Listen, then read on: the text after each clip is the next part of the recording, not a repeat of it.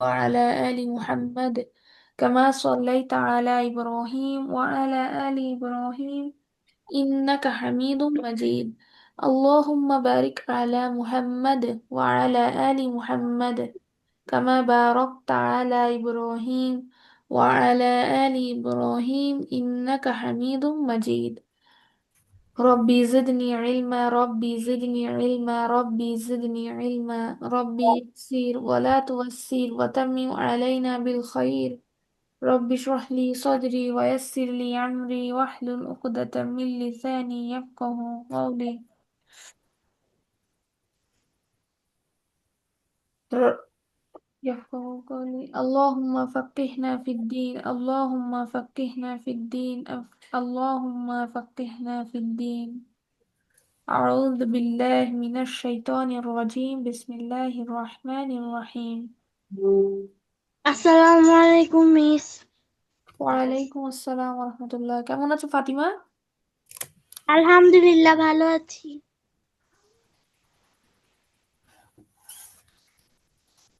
আচ্ছা, আমাদের ক্লাস শুরু করি। আজকে আমাদের টপিক কি বলতে পারো? না।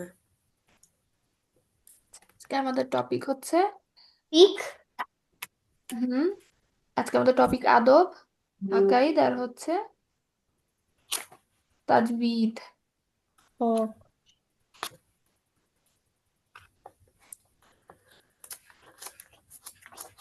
ঠিক আছে,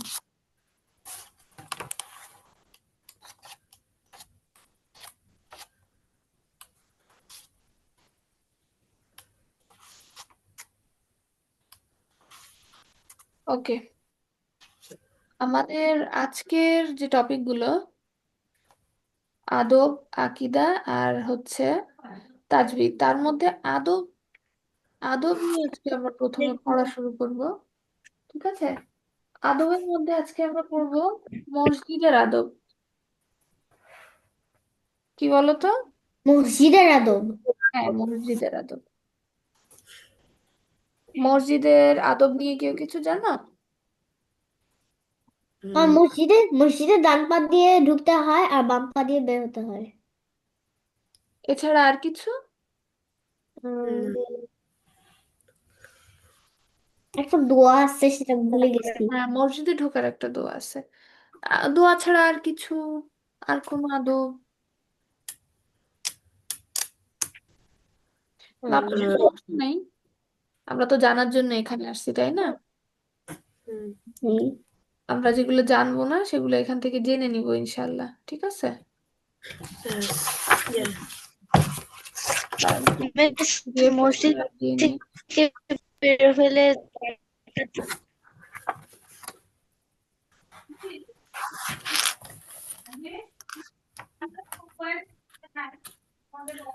এই তারা একটা মিনিট, আমি একটু মিউট করছি, আমার পিডিএফটা শেয়ার। এই 1 মিনিট ব্রেক। কাকে বলছো?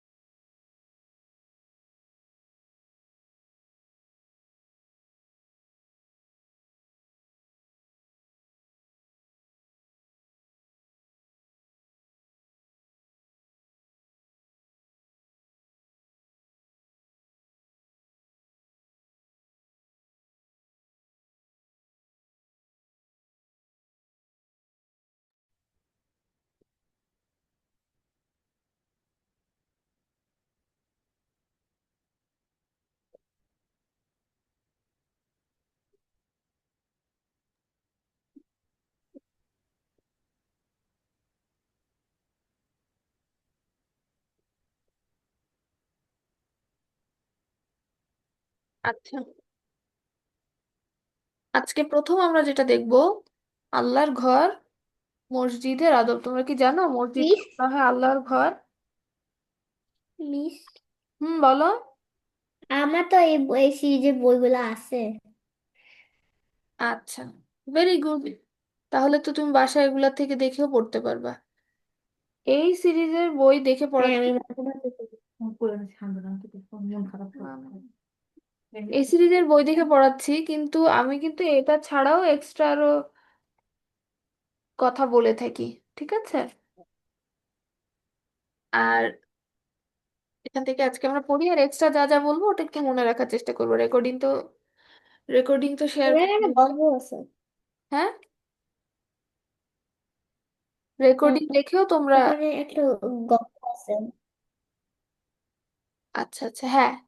প্রথমে একটা ছোট গল্প আছে, দেখো কি বলেছে। একদিন সাহাবীরা মসজিদে বসা ছিলেন, এমন সময় একজন লোক এসে পেশাব করতে লাগলো মসজিদের ভেতর। এটা দেখে সাহাবীরা বলল, থামো থামো। কিন্তু রাসূল সাল্লাল্লাহু আলাইহি সাল্লাম বললেন, ওকে ছেড়ে দাও। সাহাবীরা তখন ছেড়ে দিলেন। লোকটা মলত্যাগ করা শেষ করলো। এরপরে নবীজি তাকে বললেন, এটা মসজিদ, পেশাব পায়খানা করার জায়গা নয়। মসজিদ বানানো হয়েছে আল্লাহ জিকর, সালাত আদায় এবং কুরআন তিলাওয়াতের জন্য। এরপর একজন সাহাবী এক বালতি পানি নিয়ে এলেন এবং পেশাবের উপর পানি ঢেলে দিলেন। এর মানে কি বলতো, এখান থেকে আমাদের লার্নিং কি এতটুকু গল্পের ভিতর থেকে? ও, আমি জানি। বলো। মসজিদে মসজিদে পেশাব পায়খানা করার জায়গা না। মসজিদ হলো জিকির। এই মসজিদটা হলো জিকির, সালাত আদায় এবং কোরআন তেলাওয়াতের জন্য। হ্যাঁ, এখানে এই পেশাব তো এটা পায়খানা করা যায় লার্নিং হচ্ছে, এটা যে মসজিদে কোন কাজটা করা যায় না, কোন কাজটা করা যায়, সেটার একটা জেনারেল ইনস্ট্রাকশন এখানে দেওয়া আছে। হুম।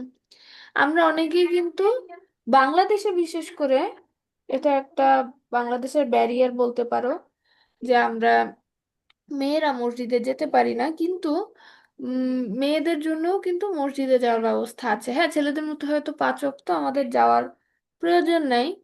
মেয়েদের ঘরেও অনেক দায়িত্ব থাকে যেটা তাদের পালন করতে হয়, সেই দায়িত্ব পালন করে আসলে 5 ওয়াক্ত নামাজে যাওয়ার সেটা সম্ভব না। কিন্তু আমরা বিশেষ দিনে, যেমন জুমার দিনে বা ঈদের সলাত, অনেক ক্ষেত্রে আমরা যেতে পারি মসজিদে। ঠিক আছে। যাই হোক, আর বিশেষ করে বাংলাদেশে মসজিদে যাওয়ার সুযোগ একেবারেই নাই। কিছু কিছু ভালো মসজিদে আছে, ধরো পুরো এলাকার মধ্যে একটা, পুরো এলাকাও না, একটু আসলে কি বলবো, একটু প্রিভিলেজড এলাকা যেগুলা, সেখানে হয়তো পুরা মসজিদের মধ্যে একটা থাকে। তোমরা এত ক্লাসের।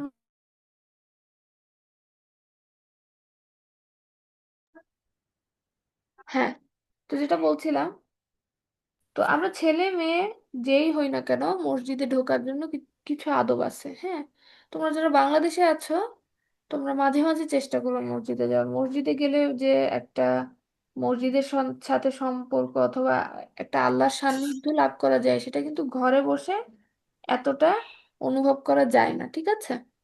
ইনশাল্লাহ আমি তো এটা সুযোগ হলে যাওয়ার চেষ্টা করবে। আ- মিস। বলো। আমাদের আমাদের একটা মসজিদ আছে। এহ, তারপর ওখানে ওখানে অনেকগুলো তালা আছে। ওখানে ওখানে মেয়েদের মেয়েদের নামাজ পড়ার একটা একটা তালা আছে। ওখানে মেয়েরা সব ওখানে সব সব মেয়েরা ওখানে পড়ে। আর আরেকটা তালা আছে যেখানে খালি ছেলেদের। আর আর আরো অনেক জায়গা আছে যে একটা আলাদা ছেলে উজু করার জায়গা, তারপর মেয়ে উজু করার জায়গা আলাদা আলাদা আছে। আচ্ছা আচ্ছা, হ্যাঁ। বললাম না, প্রিভিলেজড এলাকাগুলোতে থাকে। আর বিশেষ করে বাংলাদেশে এই ডিসঅ্যাডভান্টেজটা আছে যে মেয়ে নামাজের ওরকম সুযোগ থাকে না। কিন্তু বাইরের দেশে যত মসজিদই আছে, সব মসজিদেই ছেলে মেয়ে দুইজনেরই জায়গা থাকে। হুম। যাই হোক, তবুও যেখানে নামাজের জায়গা থাকুক না কেন, আমরা মসজিদে ছেলে মেয়ে একসাথে যাওয়ার ক্ষেত্রে অবশ্যই পর্দা যেন ভঙ্গ না হয়, সেটা খেয়াল রাখবো। ঠিক আছে। আচ্ছা, যেটা আমরা বলছিলাম, এখন আমরা দেখবো মসজিদের কয়েকটি আদব। কি আছে এখানে? অজু করে পরিষ্কার পরিচ্ছন্ন পোশাক পরে মসজিদে আসবে। হাদিসে আছে যে দুর্গন্ধযুক্ত কিছু খেয়ে মসজিদে যাওয়া উচিত নয়। রাসূল পেঁয়াজের রসুন সাল্লাল্লাহু খেয়ে আলাইহি কেউ ওয়াসাল্লাম মসজিদে বলেছেন। যাওয়া যাবে না, প্রথমে মিসওয়াক করতে হবে। মিসওয়াক তো উজুর একটা পার্ট, তাই না? যাই হ্যাঁ। হোক, আমরা যখন যদি পরিপূর্ণ উজু করি, তার মধ্যে কিন্তু আমাদের মিসওয়াকটা আদায় হয়ে যায়। আচ্ছা, নবীজি কি বলেছেন দেখো, রাসূল সাল্লাল্লাহু আলাইহি ওয়াসাল্লাম, পেঁয়াজ ও রসুন খেয়ে কেউ মসজিদে এসো না। এর কারণ কি? পেঁয়াজ রসুন খেলে অনেক কারণ দিয়ে কারণ গন্ধ হতে পারে। পেঁয়াজ পেঁয়াজ আর রসুন আবার কাঁচা, এগুলো কাঁচা খেলেও মসজিদে আসা যাবে না। না না, পেঁয়াজ রসুন কাঁচা, হ্যাঁ কাঁচা পেঁয়াজ রসুন খেলে মুখ থেকে গন্ধ হয়, যে গন্ধতে অন্য মুসল্লির ক্ষতি হতে পারে।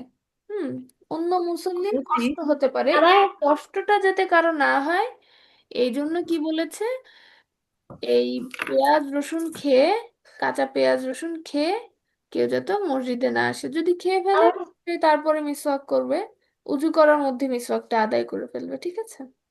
আবার আবার ফেরেশতারাও মসজিদের ভেতরে থাকেন। মসজিদের ভিতরে ফেরেশতারাও থাকেন। আচ্ছা ঠিক আছে।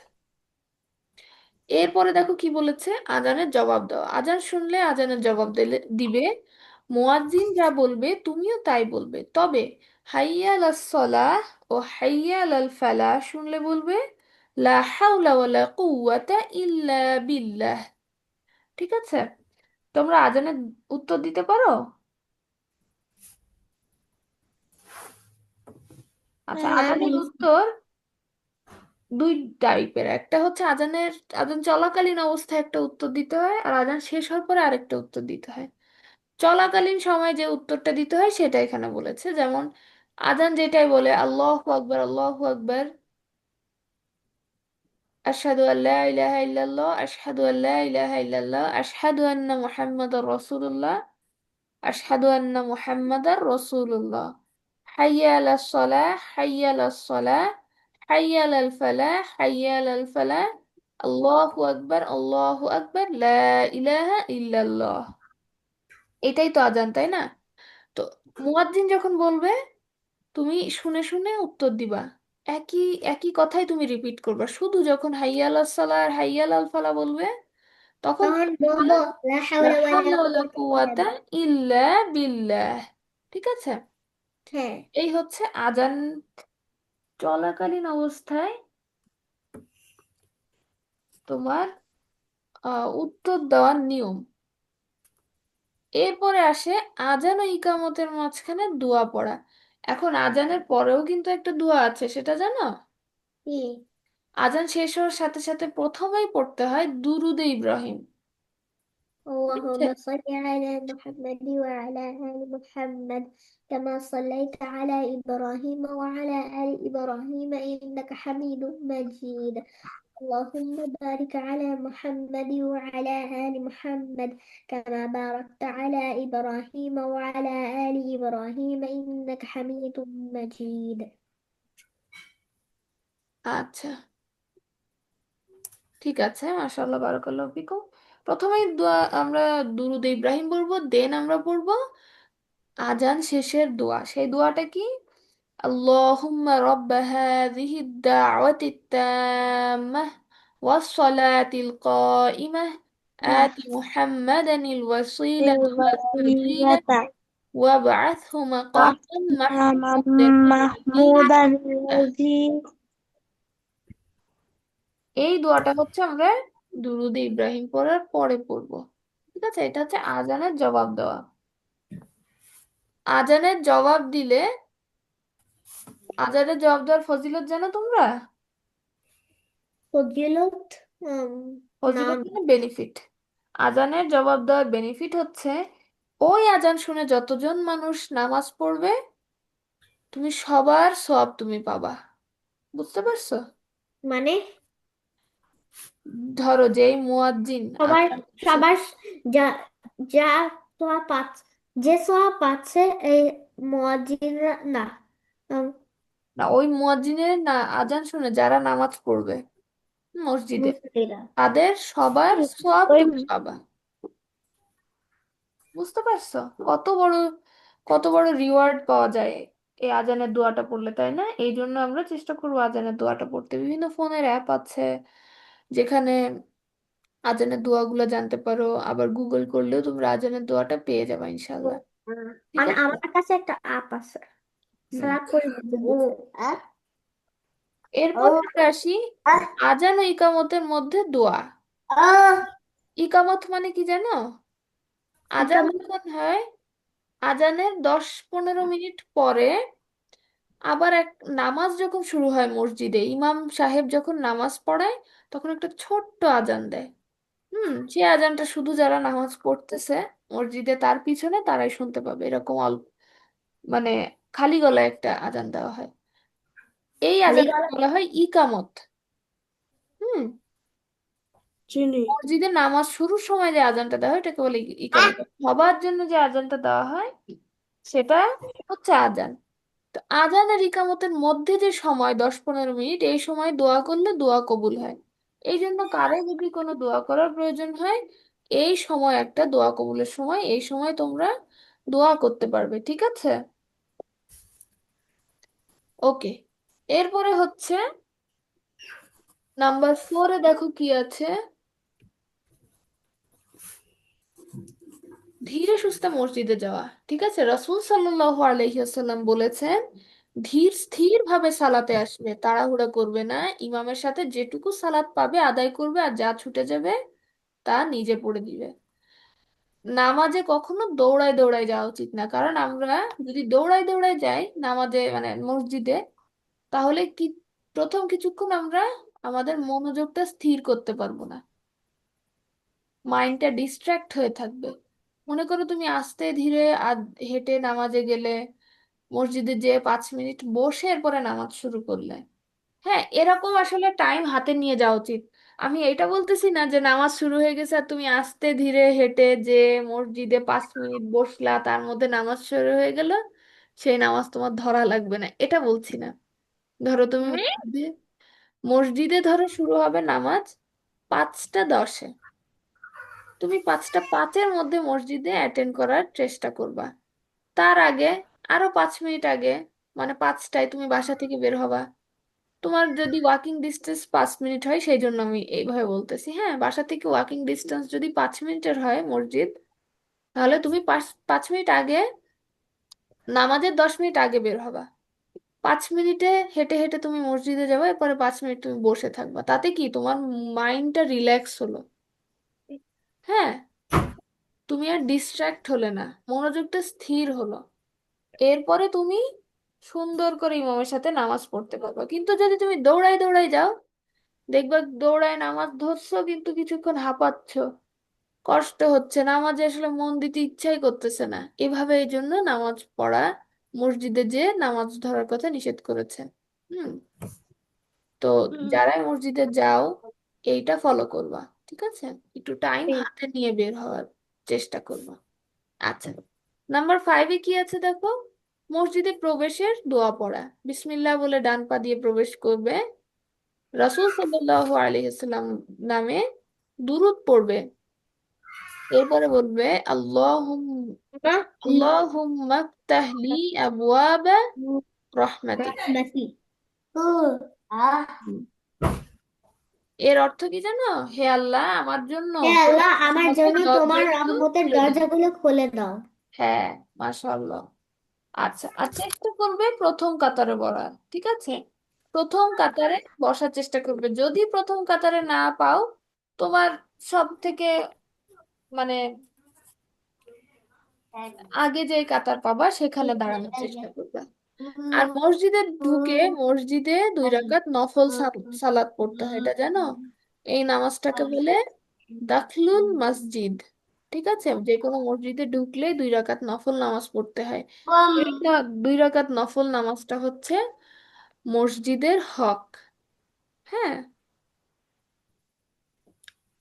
তো তোমরা যখন নামাজ কখনো মসজিদে যাবা, মেয়েরা যারা, তো ছেলেরা যারা যাও, ঢুকে প্রথমে 2 রাকাত নামাজ পড়ার চেষ্টা করো, ওটা নফল নামাজ, ঠিক আছে? রাসূল সাল্লাল্লাহু আলাইহি সাল্লাম প্রথম কাতারে নামাজ পড়া নিয়ে একটা কি বলেছে দেখো। যদি লোকেরা প্রথম কাতারে নামাজ পড়ার পুরস্কারের কথা জানতো। মিস। মিস, আপনার কথাটা কেটে কেটে আসছে। হ্যাঁ এখন মিস, আপনার কথা কেটে কেটে আসতেছে।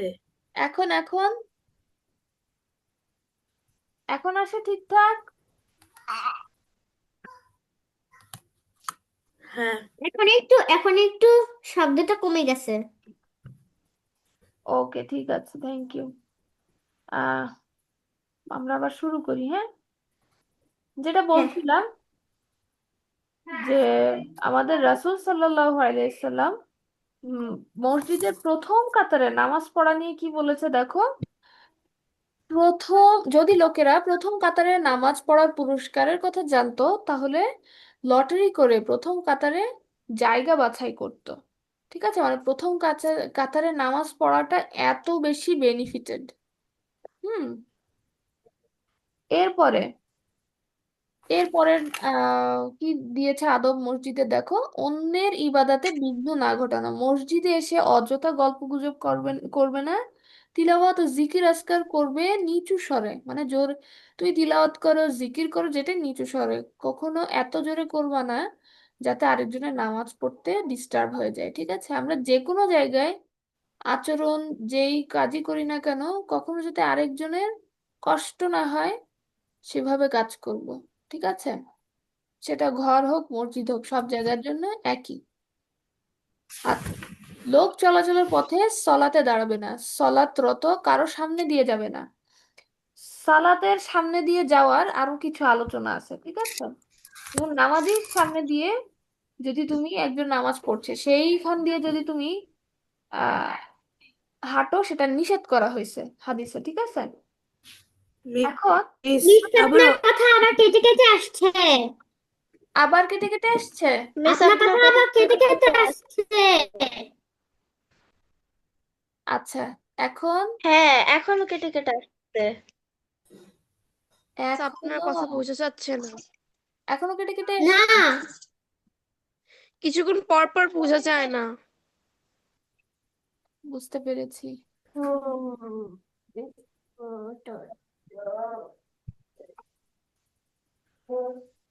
এখন কি ঠিক আছে? জি। জি, এখন ঠিক আছে। আচ্ছা দেখো, মসজিদে গেলে এটা একটা সমস্যা হয়, দেখা যাচ্ছে যে কেউ নামাজ পড়তেছে, তোমার ওনার সামনে দিয়ে যেতে হবে, আর কোনো ওয়ে নাই। হ্যাঁ, তো সেই ক্ষেত্রে আসলে নামাজ, কেউ যদি নামাজ অবস্থায় থাকে, নামাজ পড়া অবস্থায়, সেই অবস্থায় আসলে কারো সামনে দিয়ে চলাচল করাটা বা কারো সামনে দিয়ে তুমি পাস হচ্ছে, এটা একেবারে নিষেধ করা হয়েছে। কিন্তু কিছুটা ডিস্টেন্স মেনটেন করে আবার করা যাবে। হুম। নামাজির সামনে দিয়ে চলার জন্য তোমার সামনে কিছু একটা জিনিস রেখে এরপরে তুমি চলতে পারো। ঠিক আছে, এক টাইপের স্ট্যান্ড আছে নামাজের সামনে ইউজ করার, ওটাকে সূত্রা বলে। ইউজুয়ালি না এটা আসলে ওরকম অ্যাভেলেবেল থাকে না। যদি না থাকে তাহলে যে কোনো ধরনের প্লাস্টিকের stand, chair, tool, what ever তুমি হাতের কাছে পাবা, সেটা একজনের সামনে দিয়ে তুমি চলতে পারবা। ঠিক আছে। আবার যদি এইসব কোনো কিছু অ্যাভেলেবেল না থাকে, কিছুই সামনে দিয়ে যাওয়ার মতো নাই, তাহলে তোমার নামাজির সামনে আরো দুই কাতার উম, সমান জায়গা রেখে তুমি চলতে পারবা। দুই কাতার সমান জায়গা মানে বুঝতে পেরেছো? না। আচ্ছা, মানে একজন না, বুঝতে নামাজ পারিনি। যে পড়ছে, যে নামাজ পড়ছে সে যতটুকু জায়গা নিয়ে পড়ছে, তার সামনে যদি আরো দুইজন দাঁড়াতো তার সামনে সিরিয়ালি, তাহলে যতটুকু জায়গা কভার হতো ওইটুকু রেখে তুমি তার সামনে দিয়ে যেতে পারবা। বুঝতে পারছো? মানে জি। তুমি এতটুকু জায়গা গ্যাপ দিয়ে তার সামনে দিয়ে যেতে পারবা, এটাও বলা আছে। ঠিক আছে, কিন্তু বিশেষ দরকার না হলে আসলে এইভাবে না যাওয়াই বেটার। এটা বিভিন্ন জায়গায় ফতোয়াতে এরকমই বলা আছে। আচ্ছা, তোমার নামাজের সামনে যে জিনিসটা, মানে যদি কোনো স্ট্যান্ড বা যে কোনো কিছু তুমি যদি একটা ডিভাইডারের মতো কিছু দিতে পারো তার সামনে, সেটা অ্যাটলিস্ট এক হাতের অ্যাটলিস্ট এক হাত উঁচু হওয়া লাগবে। ঠিক আছে, কোনো স্ট্যান্ড বা যে কোনো কিছু নামাজের সামনে রেখে তুমি চলাচল করতে পারবা, কিন্তু সেটা অ্যাটলিস্ট এক হাত উঁচু হওয়া লাগবে। ঠিক আছে। আচ্ছা। একটা হাদিস আছে, আয়েশা রাদিয়াল্লাহু আনহু বলেছে, এই যে আয়েশা রাদিয়াল্লাহু আনহা। হুম। তিনি কি বলেছেন, আমি রসুল সাল্লাল্লাহু আলাইহি ওয়াসাল্লামকে দেখেছি, তিনি নামাজ আদায় করছেন আর আমি তার ও কিবলার মাঝে খাটে শুয়ে থাকতাম। কোনো কোনো সময় আমি আমার বের হওয়ার দরকার হতো, কিন্তু আমি তার সামনে দিয়ে যেতে অপছন্দ করতাম, তাই আমি চুপচাপ সরে পড়তাম। ঠিক আছে। আচ্ছা। আমি হাদিস তো শুনছিলাম। হুম, তো মোটামুটি আমরা যেটা জানলাম, নামাজের সামনে দিয়ে যদি কেউ চলাচল করতে চায়, কি নিয়মে আসলে চলাচল করতে পারবে, বুঝতে পারছো? জি। আচ্ছা।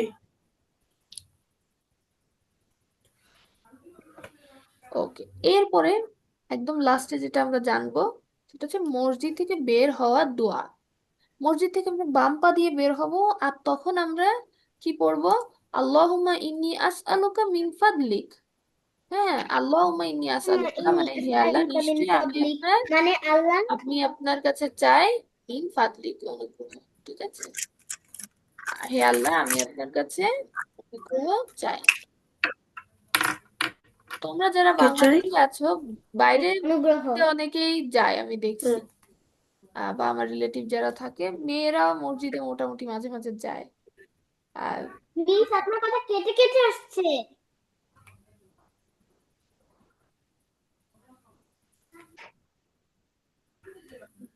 এখনো কেটে, এখনো কি কেটে আসছে? না। আচ্ছা। তো যারা বাহিরে আছো, চেষ্টা করবো মসজিদে যাওয়ার। আর বাংলাদেশে যারা আছো, আসলে আমাদের তো বেশি একটা মেয়েদের পড়ার মতো মসজিদ আশেপাশে অ্যাভেলেবেল থাকে না, কিন্তু খুঁজে নিবে, খুঁজে মাঝে মাঝে যাওয়ার চেষ্টা করবে। আশা করি গেলে ভালো লাগবে, কারো খারাপ লাগবে না। ঠিক আছে। আচ্ছা, তো মোটামুটি আজকে আমরা জানলাম মসজিদের আদব, আল্লাহর ঘর, মসজিদের আদব। এরপরে আমরা আরেকটা জিনিস আজকে জানবো, খুবই ইম্পর্টেন্ট। সেটা হচ্ছে ও, জবানের হেফাজত।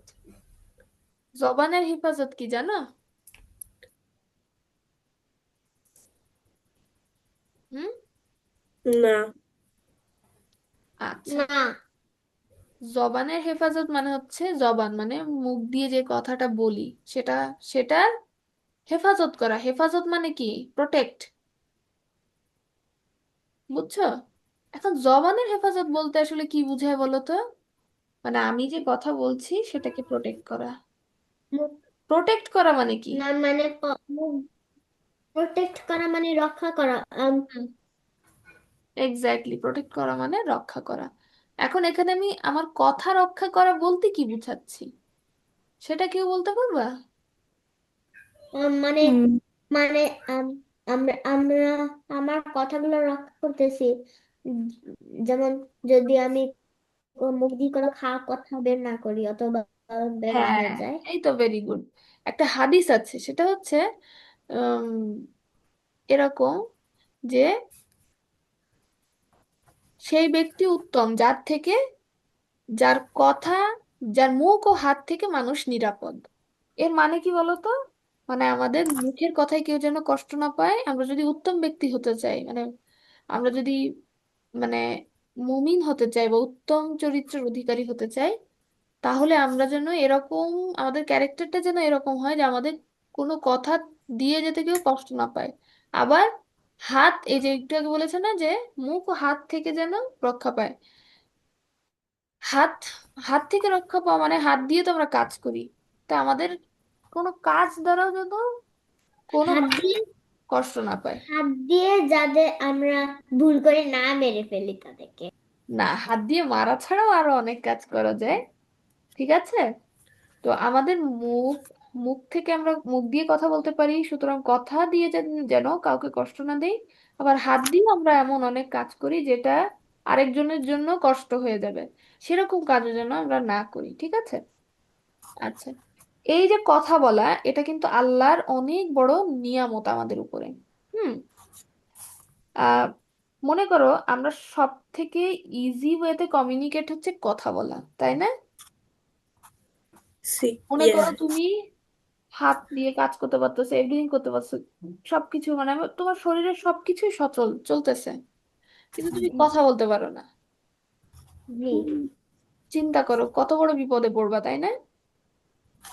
হ্যাঁ। কথা দিয়ে যত ইজিলি একটা কাজ করা যায়, মানে মনে করো তুমি একজন মানুষের সাথে, তুমি কারোর সাথে একটা ভালো একটা রিলেশন বিল্ড আপ করতে চাচ্ছ, মনে করো তোমার কোনো ক্লাসমেট, তাকে কোনো একটা হেল্প করতে চাও, তুমি তুমি কথা বলে যত ইজিলি, বা কাউকে কনভিন্স করতে চাও, তুমি কথা বলে যত ইজিলি করতে পারবে, কোনো কাজ দিয়ে অত ইজিলি করতে পারবে না, ঠিক আছে? কারোর সাথে একটা ভালো সম্পর্ক রাখতে চাও, এমন মানে তুমি তাকে কথা বলে যতটা তার সাথে ভালো সম্পর্ক রাখতে পারবা, কাজের মাধ্যমে এত রাখতে পারবা না, ঠিক আছে? কথায় মানে মনে করো তুমি একটা বাসায় দাওয়াতে গেছো, অনেক খাবারের আইটেম, কিন্তু যে হোস্ট সে তোমার সাথে ভালো করে কথাই বলে নাই, তোমার ভালো লাগবে সেখানে গিয়ে? ভালো না। না। লাগবে কিন্তু, কিন্তু আরেকটা বাসায় তুমি গেছো, অনেক বেশি আইটেম না, কিন্তু হোস্ট অনেক বেশি আন্তরিক, অনেক কথা বলেছে, অনেক আন্তরিক মানে গল্প কি? করেছে। হ্যাঁ, আন্তরিক মানে কি? হ্যাঁ। আন্তরিক মানে হচ্ছে আহ, অনেক ওয়েলকামিং। বেশি হ্যাঁ। ওয়েলকাম করতেছে। হ্যাঁ, খুব ভালো করে কথা বলবে, ঠিক আছে? তো এমন মানে স্বাভাবিক, অনেক আন্তরিক ভাবে মানে তোমার সাথে খুব সুন্দর করে কথা বলেছে, তাই না? বা এরকম। তো এই কাইন্ড হার্টেড। এইখানে গিয়ে তুমি দেখবা যে কেউ তোমার সাথে ভালোভাবে কথা বলেছে, তোমার সাথে ভালো আচরণ করেছে, ওইখানেই কিন্তু তোমার বেশি ভালো লাগবে, ঠিক আছে? তো একটা মিনিট। জি।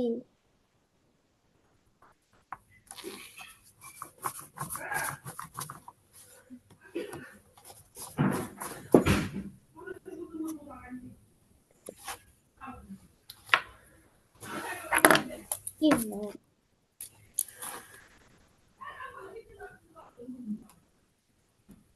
আচ্ছা, যেটা বলতেছিলাম, তো মানে কথার আসলে কত পাওয়ারফুল এটা বোঝানোর জন্য তোমাদের এই উদাহরণটা দিলাম। হুম। মানুষের মনে দুঃখ, কষ্ট, ব্যথা, বেদনা, আনন্দ, উল্লাস সবকিছু প্রকাশের সবচেয়ে সহজ, ঠিক আছে, সবচেয়ে কার্যকরী ওয়ে হচ্ছে কথা বলে এটা বোঝানো, ঠিক আছে? তো এই যে কথা বলা, এটা এটা এটা আমাদের খুবই একটা আল্লাহর দেওয়া একটা অনেক নিয়ামত, এটা হয়তো আমরা অনেক সময় বুঝতে পারি না, কিন্তু এই কথা বলা যেরকম নিয়ামত, সেরকম কিন্তু আহ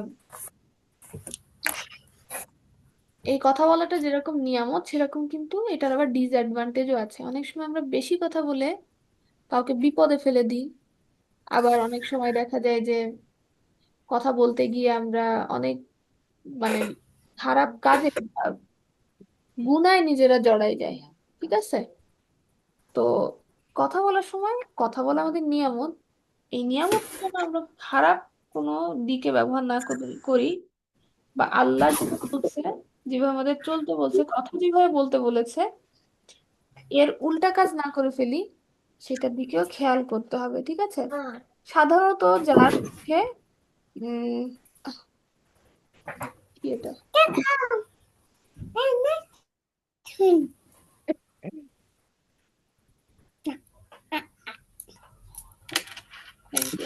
আচ্ছা, যেটা বলছি,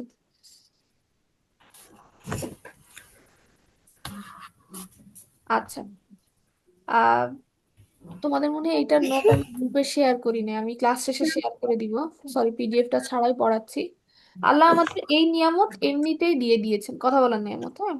কথা বলতে কোনো কষ্ট পোহাতে হয় না, তাই আমরা আমাদের কাছে আমরা যে কথা বলতে পারছি, দেখো যারা কথা বলতে পারে না, তারা কিন্তু চাইলেই একটা প্রয়োজন খুব দ্রুত তারা মিটাতে পারে না, ঠিক আছে? মনে করো আমার যে কোনো একটা কাজ করা দরকার, অনেক সময় মুখ দিয়ে বললেই কাজটা হয়ে যায়, কিন্তু যে এটা করতে পারতেছে না তার জন্য সিচুয়েশনটা কত কঠিন, তাই না? তো এরকম আরো অনেক হ্যাঁ। অনেক কাজ সহজ হয়ে যায় কথা বলার মাধ্যমে।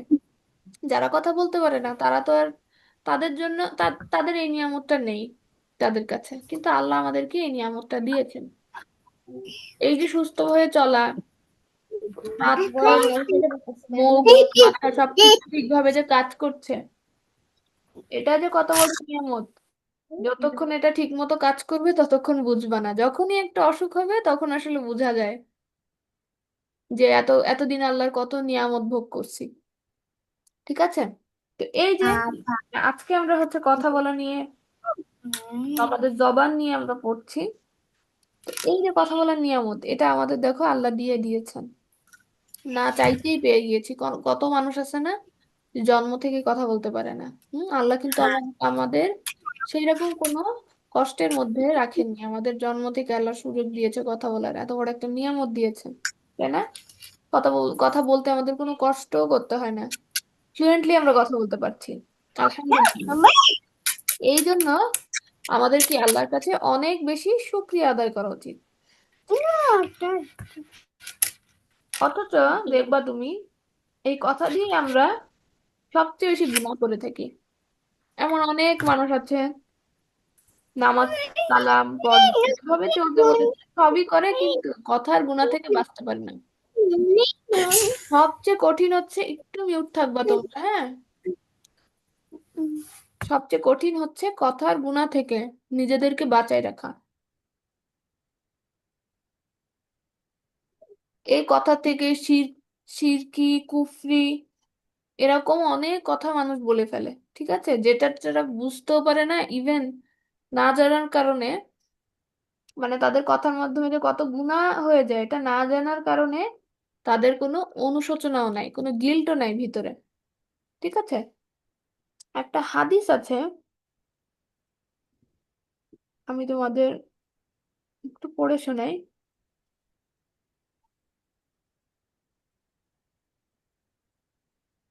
দাঁড়াও একটু, একটা মিনিট।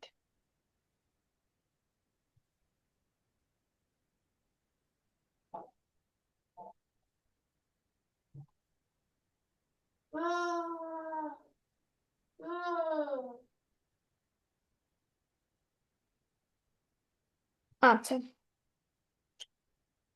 এক আহ, আচ্ছা, হযরত সুফিয়ান, একজন সাহাবী থেকে বর্ণিত, হযরত সুফিয়ান ইবনে আব্দুল্লাহ আস-সাকাফি রাদিয়াল্লাহু আনহু থেকে বর্ণিত, তিনি বলেন, আমি রাসূল সাল্লাল্লাহু আলাইহি সাল্লামকে জিজ্ঞেস করলাম, আমার কোন বিষয়ে আপনি সবচেয়ে বেশি আশঙ্কা করেন? হুম। আশঙ্কা কি? আশঙ্কা মানে, আপনি আশঙ্কা মানে ভয় পাওয়া, মানে সে জিজ্ঞেস করতেছে যে আমার কোন বিষয়, মানে আমি এমন কোন কাজ করি যেটা নিয়ে আপনার সবচেয়ে ভয় হয় যে এই কাজের জন্য আমার গুনাহ হয়ে যেতে পারে। তখন রসুল সাল্লাল্লাহু আলাইহি ওয়াসাল্লাম বললেন, নিজের জিহ্বা দেখালেন, বললেন এটা। তার মানে সে বুঝালো যে এই মুখ থেকে বা জিহ্বা থেকে, দিয়ে জিহ্বা দেখানো মানে হচ্ছে এটা একটা সিম্বল, জিহ্বা দিয়ে আমরা কথা বলি, আমাদের কথা বলার কাজে জিহ্বা ব্যবহার হয়। তো রাসূল সাল্লাল্লাহু আলাইহি ওয়াসাল্লাম জিহ্বা দেখালেন মানে হচ্ছে এই কথা বলার মাধ্যমে আমরা সবচেয়ে বেশি গুনাহ করে ফেলি। হুম। হুম। এই যে কথা বলার যথাযথ ব্যবহার দ্বারা দুনিয়া আখিরাতে মানুষ যেভাবে উপকৃত হতে পারে, সেই একইভাবে এর অপব্যবহার দ্বারা ডেকে আনতে পারে ধ্বংস। এই জবান যেমন 70 বছরের বৃদ্ধকে ইমানের স্বীকারোক্তি দ্বারা জাহান্নামের আগুন থেকে মুক্তি দেয়, ঠিক তেমনি ভাবে কুফরের উচ্চারণ দ্বারা তা মানুষকে জাহান্নামে নিক্ষেপ করে। দেখো, আমরা কথা বলার মাধ্যমে কি আল্লাহ জিকির করতে পারি, জিকির করে যেমন আমরা জান্নাতেও যেতে পারি, আবার এই কথা বলে আমরা যখন গুনাহ করে ফেলি, কুফরি কথা বলে গুনাহ করে ফেলি, খারাপ কথা বলে গুনাহ করে ফেলি, তখন এই কথার কারণেই কিন্তু আমরা আবার ভয়ানক জাহান্নামে চলে যাইতে পারি, তাই না? আচ্ছা, যার বাকশক্তি ভালো এবং যে যত সুন্দরভাবে উপস্থাপন করতে পারে, অপব্যবহারের ক্ষতির আশঙ্কা তার তত বেশি। মানে যে যত ভালো কথা বলতে পারে, ভালোভাবে কথা বলতে পারে, ভালোভাবে কথাটাকে প্রেজেন্ট করতে পারে, তার ক্ষতির আশঙ্কাও বেশি, মানে তার কথার দ্বারা ক্ষতি হওয়ার আশঙ্কাও বেশি। ঠিক আছে, তাই রাসূল সাল্লাল্লাহু আলাইহি ওয়াসাল্লাম তার উম্মতকে সতর্ক করে দিয়েছেন। উম্মে সালামা রাদিয়াল্লাহু আনহু থেকে বর্ণিত, তিনি রাসূল সাল্লাল্লাহু আলাইহি ওয়াসাল্লাম থেকে বলেন, একবার রাসূল সাল্লাল্লাহু আলাইহি ওয়াসাল্লাম ঘরের দরজায় কিছু মানুষকে বিবাদে লিপ্ত অবস্থায় দেখলেন। বিবাদ মানে কি জানো? ঝগড়া। মানে রাসূল সাল্লাল্লাহু আলাইহি ওয়াসাল্লাম দেখলেন তার ঘরের সামনে কিছু মানুষ ঝগড়া করছে। হুম সেটা দেখে তিনি বললেন, আমিও মানুষ। রাসূল সাল্লাল্লাহু আলাইহি ওয়াসাল্লাম বলছেন, আমিও মানুষ, আমার কাছে বিচার নিয়ে মানুষ আসে। কখনো এমন হয় যে তোমাদের একজনের চেয়ে আরেকজন দলিল উপস্থাপনে বেশি পারঙ্গম, মানে সে হচ্ছে কথা ভালো সুন্দর করে বলতে পারে, এই জন্য নিজের রাইটস নিজের লজিকটা সুন্দরভাবে বেশি বলতেছে।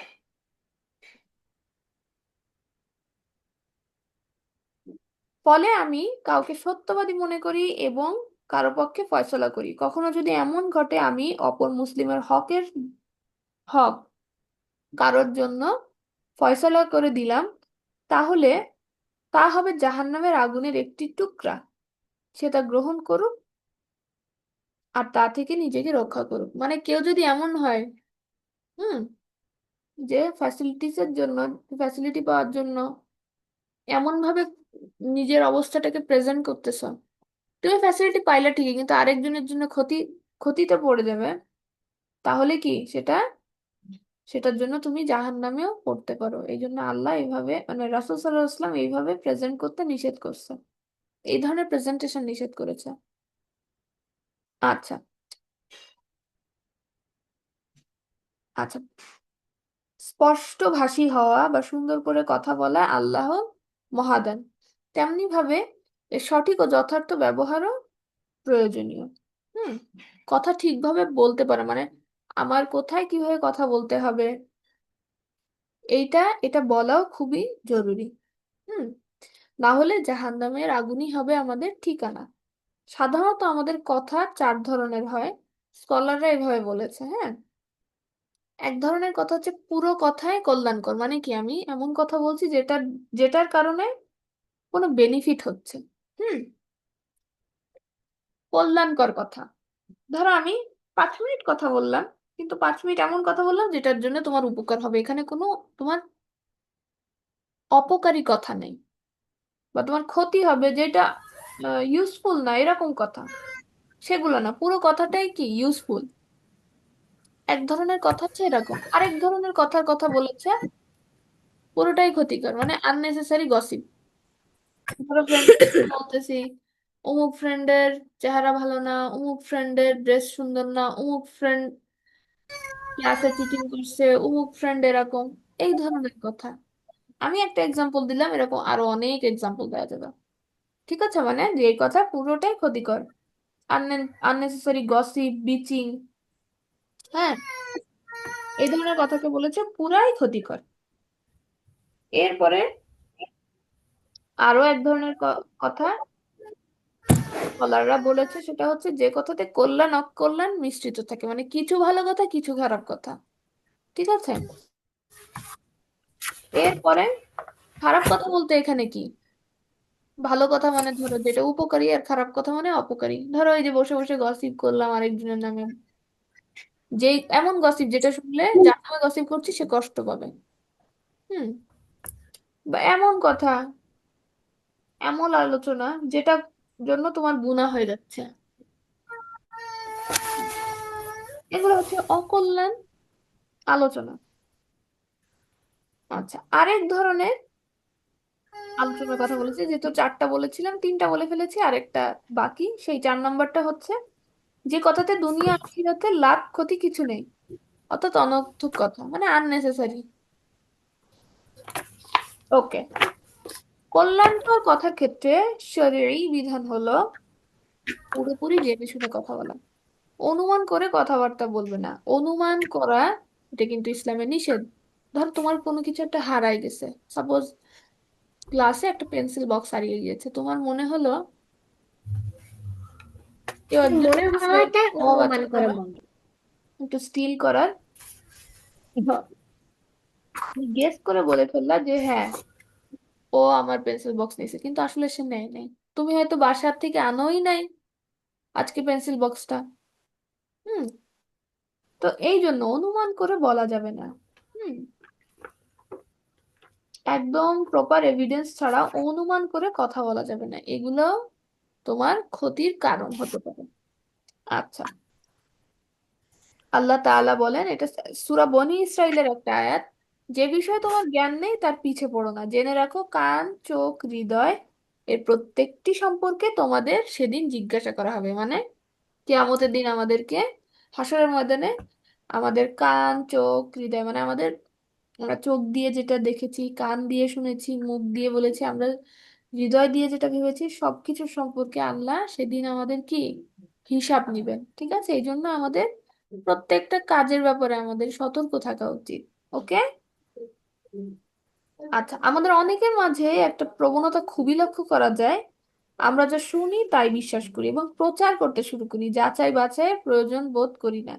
কোনো তথ্য বা সংবাদ বর্ণনা করার আগে যাচাই বাছাই করা কর্তব্য, অন্যথায় মিথ্যা হওয়ার প্রবল আশঙ্কা থেকে। রাসূল সাল্লাল্লাহু আলাইহি সাল্লাম বলেছেন, ব্যক্তি যা শুনে তা বর্ণনা করা মিথ্যাবাদী হওয়া যথেষ্ট। ঠিক আছে, যখনই একটা কথা শুনবা সাথে সাথে আরেকজনকে বলবা না, তুমি আগে দেখবা যে কথাটা সত্যি কিনা। ঠিক আছে, এইটা তোমার দায়িত্ব। ঠিক আছে, একটা কথা শুনিয়ে বলার আগে সেটা কি ভেরিফাই করা যায় যেটা শুনছে এটা ঠিক কিনা, এটা রাইট কিনা। ঠিক আছে, না হলে ধরো কথাটা সত্যি না, মিথ্যা একটা কথা তুমি শুনলা, মিথ্যা, আবার 10 জনকে বলবা, তারাও মিথ্যা জেনে গেল, তাই না? একটা তখন ফিতনা সৃষ্টি হতে পারে। এই জন্য এই ধরনের কথা শুনে সেটা ভেরিফাই না করে বলাকে আল্লাহ নিষেধ করেছে। আচ্ছা, আমার এখানে আজান হচ্ছে, আমাকে একটু 2 মিনিট ব্রেক দাও, হ্যাঁ? 2 মিনিটে তোমরা যা ইচ্ছা করতে পারো। এই 2 মিনিট পরে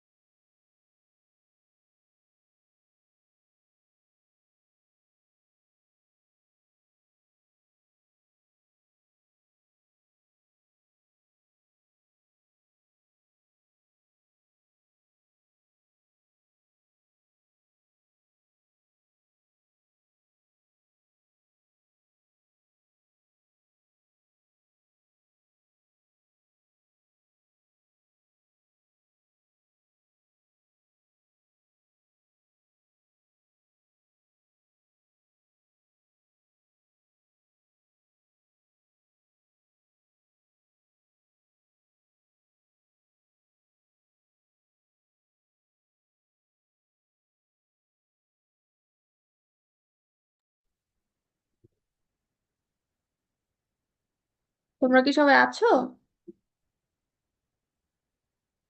জি। জি। আচ্ছা, যেখান থেকে আহ যেখান থেকে বলছিলাম, কোথায় যেন থামলাম। আচ্ছা, একটা হাদিস বলছিলাম, সেটা শেষ করেছি। এখন আমরা মোটামুটি কথা বলার ক্ষেত্রে কি কি বলা হয়েছে মোটামুটি জানলাম। আবার রাসূল সাল্লাল্লাহু আলাইহি ওয়াসাল্লামের আরো কিছু আচরণ ছিল, সেগুলো আমরা একটু জানবো কথা বলা নিয়ে, হ্যাঁ। যেমন বলা আছে, রাসূল সাল্লাল্লাহু আলাইহি ওয়াসাল্লাম বাচালকে অপছন্দ করতেন। বাচাল মানে কি জানো? ক্লাস কখন শেষ হবে? ক্লাস ক্লাস এখনো অনেকক্ষণ আছে, মানে 30 মিনিটসের বেশি তো অবশ্যই। আমাদের আরো একটা টপিক আছে তাজবিদ, ওটার পরে ক্লাসে হবে। আচ্ছা, বাচাল মানে কি তোমরা জানো? বাচাল মানে যে বেশি কথা বলে তাকে না না। বাচাল। ও। ঠিক আছে, তো রাসূল সাল্লাল্লাহু আলাইহি ওয়াসাল্লাম বাচালকে অপছন্দ করতেন। রাসূল সাল্লাল্লাহু আলাইহি ওয়াসাল্লামের একটা হাদিস আছে, তোমাদের মধ্যে আমার কাছে সবচেয়ে অপছন্দনীয় এবং কিয়ামতের দিন আমার সবচেয়ে দূরে থাকবে সে, যে কথা বেশি বলে এবং যে অহংকার প্রদর্শনের জন্য দাপট দাপট দেখানোর জন্য মুখ ভরে কথা বলে। বুঝতে পারছো? দাপট দেখানোর জন্য মানে কি? দাপট মানে উম নিজের পাওয়ার বোঝানোর জন্য। ঠিক আছে, ও। নিজের পাওয়ার বোঝানোর জন্য আমরা অনেক সময় একটু আহ একটু আছে না যে আহ, বেশি বাড়ায় বাড়ায় কথা বলতে থাকি, ওই ধরনের কথা। ঠিক আছে, তো এই ধরনের লোক যারা এবং এই ধরনের কাজ যারা করে, রাসূল সাল্লাল্লাহু আলাইহি ওয়াসাল্লাম কি বলেছে, কিয়ামতের দিন সে আমার সবচেয়ে দূরে থাকবে। দেখো, আমরা রাসূলের উম্মত যারা, তারা কিন্তু রাসূলের শাফায়াত ছাড়া কিয়ামতে আল্লাহর কাছ থেকে মাফ পাবো না। ঠিক আছে, বা আমরা জান্নাতে যেতে পারবো না। তো এই ধরনের কাজ যদি করি, সেখানে কি বলছে রাসূল সাল্লাল্লাহু আলাইহি ওয়াসাল্লাম, যে আমার রাসূল সাল্লাল্লাহু আলাইহি ওয়াসাল্লামের কাছ থেকে তারা সব থেকে দূরে থাকবে।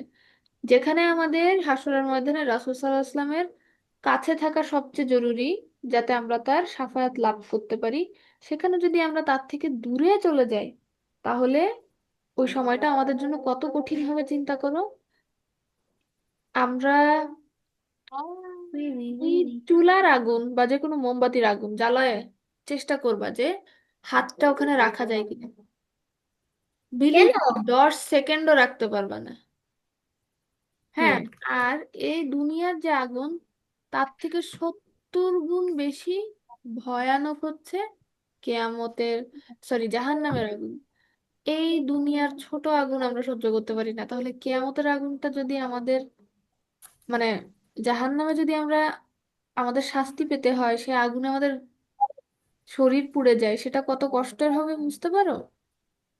এই জন্য এমন কাজ আমরা করব না যাতে কি আমাদের জাহান্নামে যাওয়ার রাস্তাটা সহজ হয়ে যায়, বুঝতে পারছো? এমন কাজ আমরা করব না। ঠিক আছে, ওকে। আচ্ছা, রাসূল সাল্লাল্লাহু আলাইহি ওয়াসাল্লাম আরো কিছু হাদিস আছে, আমি একটু পড়ে শুনাই। রাসূল সাল্লাল্লাহু আলাইহি ওয়াসাল্লাম চুপ থাকতে উৎসাহিত করেছেন। রাসূল সাল্লাল্লাহু আলাইহি ওয়াসাল্লাম বলেন, যে চুপ থাকে সে বেঁচে যায়। এটা সহিহ হাদিসে এসেছে, হ্যাঁ। আরেক জায়গায় তিনি বলেন, তুমি যখন চুপ থাকবে তখনই নিরাপদ থাকবে, আর যখন কথা বলবে তখন তা তোমার পক্ষে কিংবা বিপক্ষে যাবে। মানে তুমি যখন চুপ থাকবা তখন তুমি নিরাপদ, কিন্তু একটা কথা বললে দেখবা, মনে করো যে কোনো কিছু একটা বলতেছো, কোনোটা তোমার বেনিফিট হতে পারে, আবার কোনোটা তোমার জন্য ক্ষতিও হয়ে যেতে পারে। ঠিক আছে, একজন ফেমাস স্কলার বলেছে যে আমি কখনো আমার নীরবতার জন্য অনুতপ্ত হইনি, মানে আমি যখন চুপ থেকেছি, চুপ থাকার জন্য কখনো আমি গিল্ট ফিল করি না। মানে এমন অনেক সিচুয়েশনে চুপ থেকেছি, কিন্তু আমার পরে মনে হয় নাই যে আমার সেখানে কথা বলা উচিত ছিল, চুপ থেকে ভুল কাজ করছি, এইটা আমার কখনোই মনে হয় নাই। কিন্তু এমন অনেকবার হয়েছে যে আমি কথা বলার কারণে সেখানে লজ্জিত হয়েছি, মানে আমি কথা বলছি বা আমি ওই ভয়েস রেজ করেছি, সেই জন্য আমি কি লজ্জার একটা সিচুয়েশনে পড়ে গিয়েছি। হ্যাঁ, এই জন্য আমাদের চুপ থাকার অভ্যাস গড়ে তোলা উচিত, মানে অপ্রয়োজনীয় কথা না বলা উচিত, ঠিক আছে? ওকে। জবানের হেফাজতে বেহেশতের জামানত। আচ্ছা, রাসূল সাল্লাল্লাহু আলাইহি ওয়াসাল্লাম আমাদের জবান হেফাজত মানে আমাদের কথা হেফাজত করার জন্য গুরুত্ব দিয়েছেন। তিনি বলেছেন আহ, যে তার জবান ও লজ্জাস্থান হেফাজতের জামানত দিতে পারবে, আমি তার জান্নাতের জামিন হব। হুম। রাসূল সাল্লাল্লাহু আলাইহি ওয়াসাল্লাম মানে কি, যে তার মুখ বা কথাটাকে প্রোটেক্ট করতে পারবে, আর নিজের মডেস্টি মেনটেন করতে পারবে, তার জন্য রাসূল সাল্লাল্লাহু আলাইহি ওয়াসাল্লাম কিয়ামতের দিন শাফায়াত করবো, আমি তার জান্নাতের জামিন হব। এর মানে হচ্ছে আমি তাকে জান্নাতে নিয়ে যাবই। হুম। তাকে জান্নাতে নেওয়ার দায়িত্ব আমার, রাসূল সাল্লাল্লাহু আলাইহি ওয়াসাল্লাম এটা বলেছে। রাসূল সাল্লাল্লাহু আলাইহি ওয়াসাল্লাম এই কাজের জন্য যদি আমাদের জান্নাতে নেওয়ার দায়িত্ব নিতে পারেন, তাহলে কি আমাদের এই কাজগুলো মেনে চলা উচিত, ঠিক আছে? আচ্ছা, রাসূল সাল্লাল্লাহু আলাইহি সাল্লাম আমাদের জন্য আদর্শ। কথাবার্তা, চাল চলন, কাজকর্ম সব বিষয়ে তিনি কখনো অযথা অনর্থক কথা বলতেন না, এমনকি বলা পছন্দও করতেন না। শুধু উপকারী ও প্রয়োজনীয় কথা বলতেন। তিনি দীর্ঘ সময় নীরব থাকতেন। হাদিসে এসেছে রাসূল সাল্লাল্লাহু আলাইহি সাল্লাম দীর্ঘ সময় চুপ থাকতেন এবং কম হাসতেন, ঠিক আছে? আচ্ছা, এই এই জিনিসগুলো থেকে আমরা চেষ্টা করব কি নিজেদের বিরত থাকতে। হুম। আচ্ছা, আরো কিছু বিষয় আছে যেগুলো আমাদের আর একটু সচেতন হওয়া উচিত। যেমন দেখো, সরাসরি মিথ্যা কথা বলা, গালমন্দ করা মানে কি, স্ল্যাং ইউজ করা, অশ্লীল কথা, এগুলো থেকে আমরা অনেকেই বিরত থাকতে চেষ্টা করি, কিন্তু অনেক সময় দেখা যায় খেয়াল থাকে না, মিথ্যা কথা বলে ফেলি, গালমন্দ করে ফেলি। যেমন কিছু দেওয়ার বাহানা করে ছোট বাচ্চাকে ডাকা হলো, অথচ তার কাছে দেওয়ার মতো কিছু নাই। মানে আমরা অনেক সময় বাচ্চাদের কিন্তু ইউজুয়ালি মিথ্যা কথা বলি। মনে করো একটা বাচ্চা খাচ্ছে না, বলি যে খাও খাও, খেলে এটা কিনে দিব ওটা কিনে দিব, কিন্তু আসলে কিন্তু দিব না। এই ধরনের সিম্পল মিথ্যা কথাও কিন্তু বলা উচিত না, ঠিক আছে? উম্মে আব্দুল্লাহ ইবনে আমের রাদিয়াল্লাহু আনহু ছোট বাচ্চাকে কিছু দেওয়ার কথা বলে ডাকছিলেন। রাসূল সাল্লাল্লাহু আলাইহি ওয়াসাল্লাম বিষয়টি খেয়াল করলেন, বললেন, তুমি কি তাকে কিছু দেওয়ার জন্য ডাকছো? তিনি বললেন, মানে ইবনে আব্দুল্লাহ বলল, হ্যাঁ, আমি তাকে কিছু খেজুর দেওয়ার জন্য ডাকছি। তখন রাসূল সাল্লাল্লাহু আলাইহি ওয়াসাল্লাম বললেন, জেনে রাখো, তুমি যদি তাকে কিছু না দিতে তাহলে তোমার গুনার খাতায় একটি মিথ্যা লেখা হতো। তার মানে কি, আমরা অনেক সময় যে বাচ্চাদের কন্ট্রোল করার জন্য মনে করি যে মিথ্যা বলা যায়, কিন্তু এটাও কিন্তু ঠিক না, এটাও গুনাহ, রাসূল সাল্লাল্লাহু আলাইহি ওয়াসাল্লাম বলেছেন, ঠিক আছে? এই জন্য মিথ্যা বলার ব্যাপারেও কি আমরা সতর্ক থাকবো। একটা আমি আহ, একটা হাদিস একবার পড়েছিলাম, একজন হাদিস, আর হ্যাঁ, একটা লোক একবার রাসূল সাল্লাল্লাহু আলাইহি ওয়াসাল্লামের কাছে আসলো, বলল যে আমি কোন কাজটা আগে, মানে আমি অনেক গুনাহ করি, আমি আমি একজন চোর, আমি চুরি করি, এরকম অনেক কিছু বললি। হ্যাঁ, বললো যে, বলে তারপরে বললো যে আমি আল্লাহর কাছে তওবা করে ফিরতে চাই, আমি কোন কাজটা দিয়ে শুরু করব, কোন মানে খারাপ কাজটা আগে করা বন্ধ করব। তো রাসূল সাল্লাল্লাহু আলাইহি ওয়াসাল্লাম তাকে একটা কথা বললো যে তুমি মিথ্যা কথা বলা ছেড়ে দাও। কারণ মিথ্যা কথা বলে যদি ছেড়ে দিই, মানে সব জায়গায় আমাকে সত্যি বলতে হবে, সত্যি যখন বলতে হবে, তাহলে কি আমার কাজগুলো ওরকম সতর্কভাবে করতে হবে, তাই না? মনে করো যে চোর, সে যদি চুরি করে এসে সত্যি কথা বলতে হয়, তাহলে সবার কাছে বলতে হবে হ্যাঁ চুরি আমি করেছি। তারপরে সে যদি চুরির কথা সত্যি কথা বলে, তাহলে কি তার আশেপাশের মানুষ তাকে ভালোভাবে ট্রিট করবে? করবে না, তাকে পানিশমেন্ট দিবে, এটা সেটা অনেক ধরনের হ্যারাস করবে। তো তখন কি, ওই ঝামেলার থেকে বাঁচার জন্য সে সত্যি কথা বলবে কিন্তু, তাই না? মানে কি, সে চুরি ছেড়ে দিবে, সরি সত্যি কথা না, প্লিজ। ছেড়ে দিবে। বলো। আমি আমি একটা তুমি কিছু বলতেছিলা?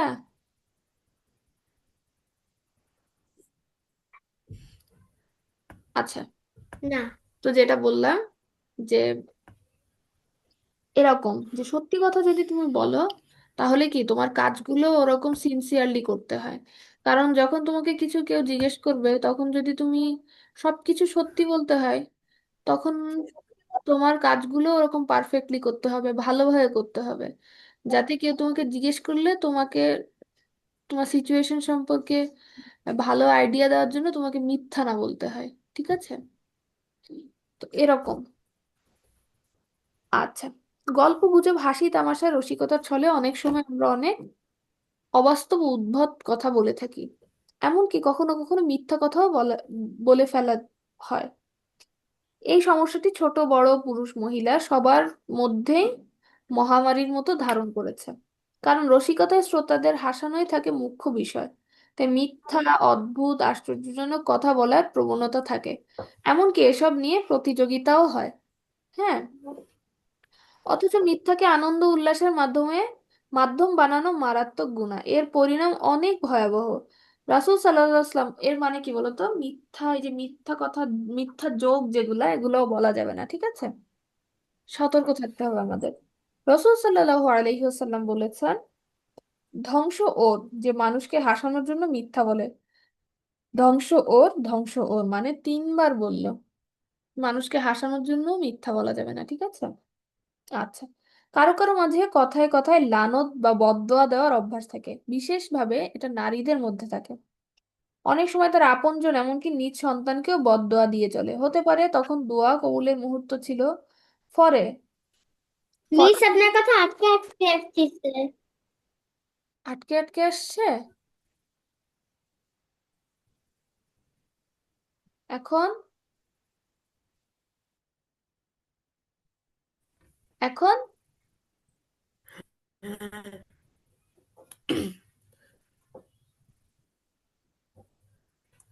আরো কেটে এখন আটকে আটকে আসছে।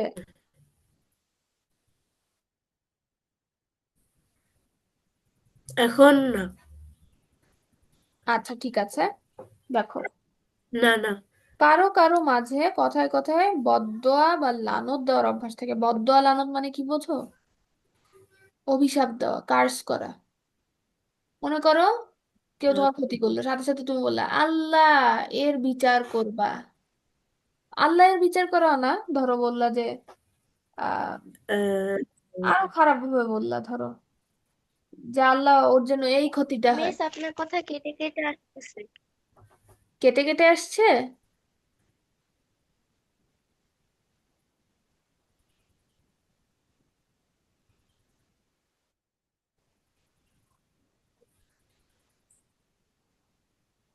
মিস। হ্যাঁ, বলো। হ্যাঁ, এখন কিছু বুঝলেন। আচ্ছা ঠিক আছে। আমি যেটা বলছিলাম যে কারো কারো এই যে কার্স করার অভ্যাস থাকে। ঠিক আছে? ধরো কেউ একজন ক্ষতি শিকার হলে সাথে সাথে সে বলবে আল্লাহ অমুকের এই ক্ষতি যেন হয়। এই ধরনের কাজ করা যাবে না। ঠিক আছে? হতে পারে তখন দোয়া কবুলের মুহূর্ত ছিল। ফলে আচ্ছা, অনেকে কি করে নিজের বাচ্চাকেও এরকম বদদোয়া দিয়ে ফেলে। ঠিক আছে? তো হতে পারে যখন সে এই কথা বলতেছিল তখন একটা দোয়া কবুলের সময় ছিল। তো তার এই বদদোয়াটা কবুল হয়ে গেল। তার মানে কি, নিজের সন্তানের জন্য বদদোয়া কবুল হওয়া মানে কি নিজেরই বিপদ ডেকে আনা, তাই না? এই জন্য এই ধরনের কাজ করতে নিষেধ করা হয়েছে।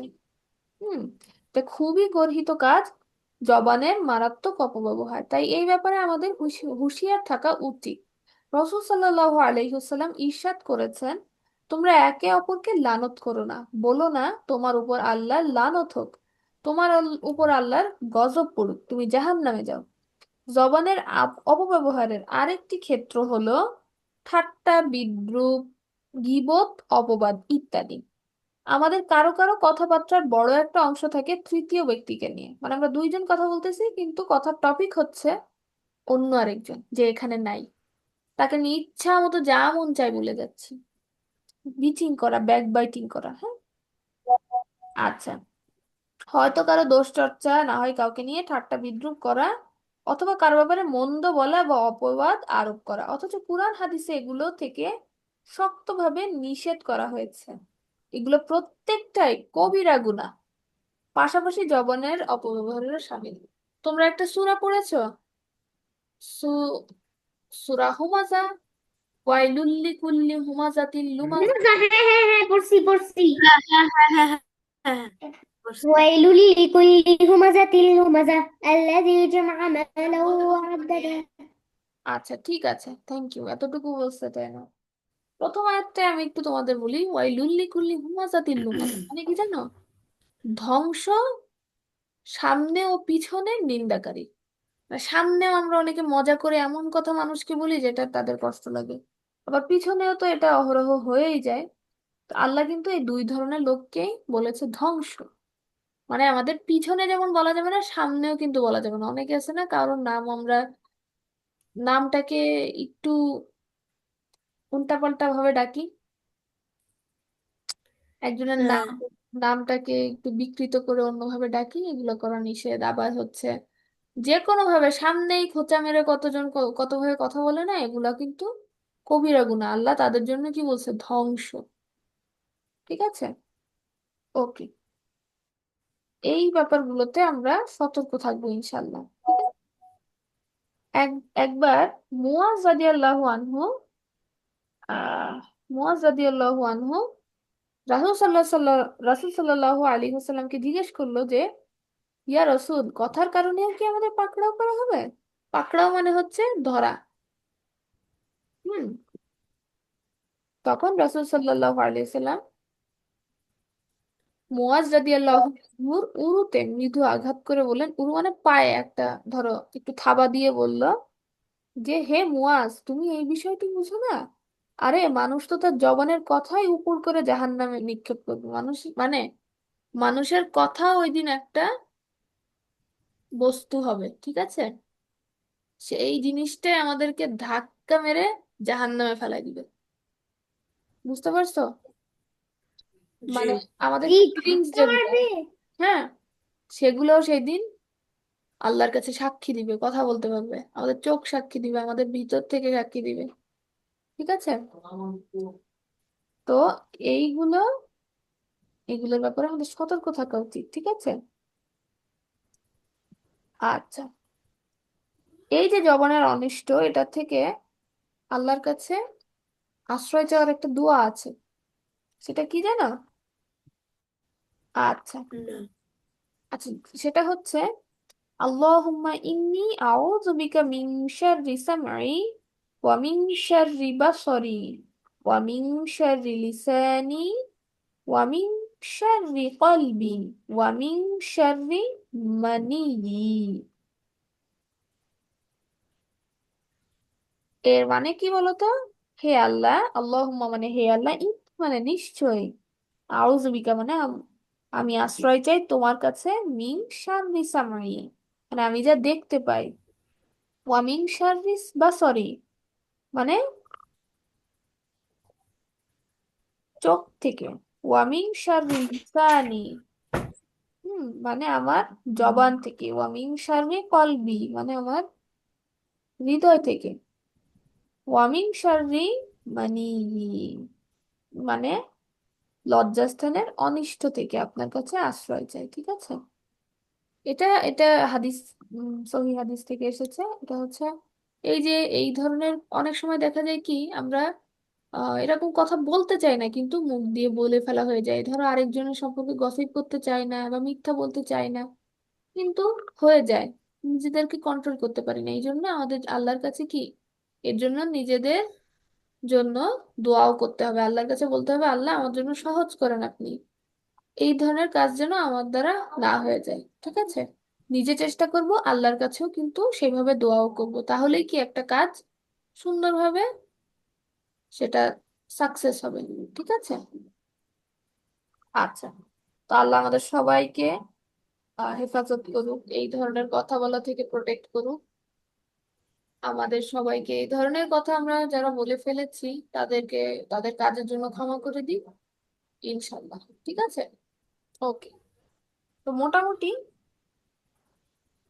এই যে এতক্ষণ যেগুলো বললাম, এটা কিন্তু শুধু শুনলেই হবে না, সেইভাবে তোমাদের প্র্যাকটিসও করতে হবে। বুঝছো? কারো যদি ব্যাক জি বাইটিং জি। এর অভ্যাস থাকে, মিথ্যা কথা বলার অভ্যাস থাকে, বা যত কিছু আমরা বললাম, এই যে বাড়ায় বাড়ায় বলা, এই ধরনের অভ্যাস যাই থাকবে না কেন, সেটা না করার চেষ্টা করবা, ঠিক আছে?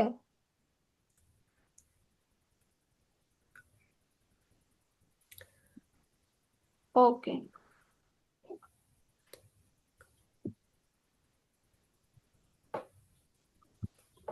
এখন আমরা আমাদের লাস্ট টপিকটা আজকে পড়বো, সেটা হচ্ছে তাজবিদ। হুম,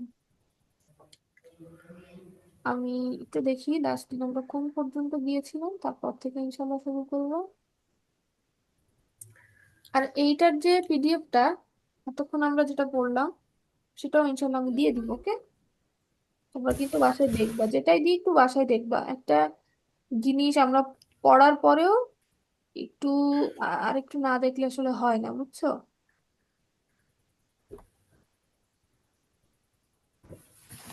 লাস্ট মানডে।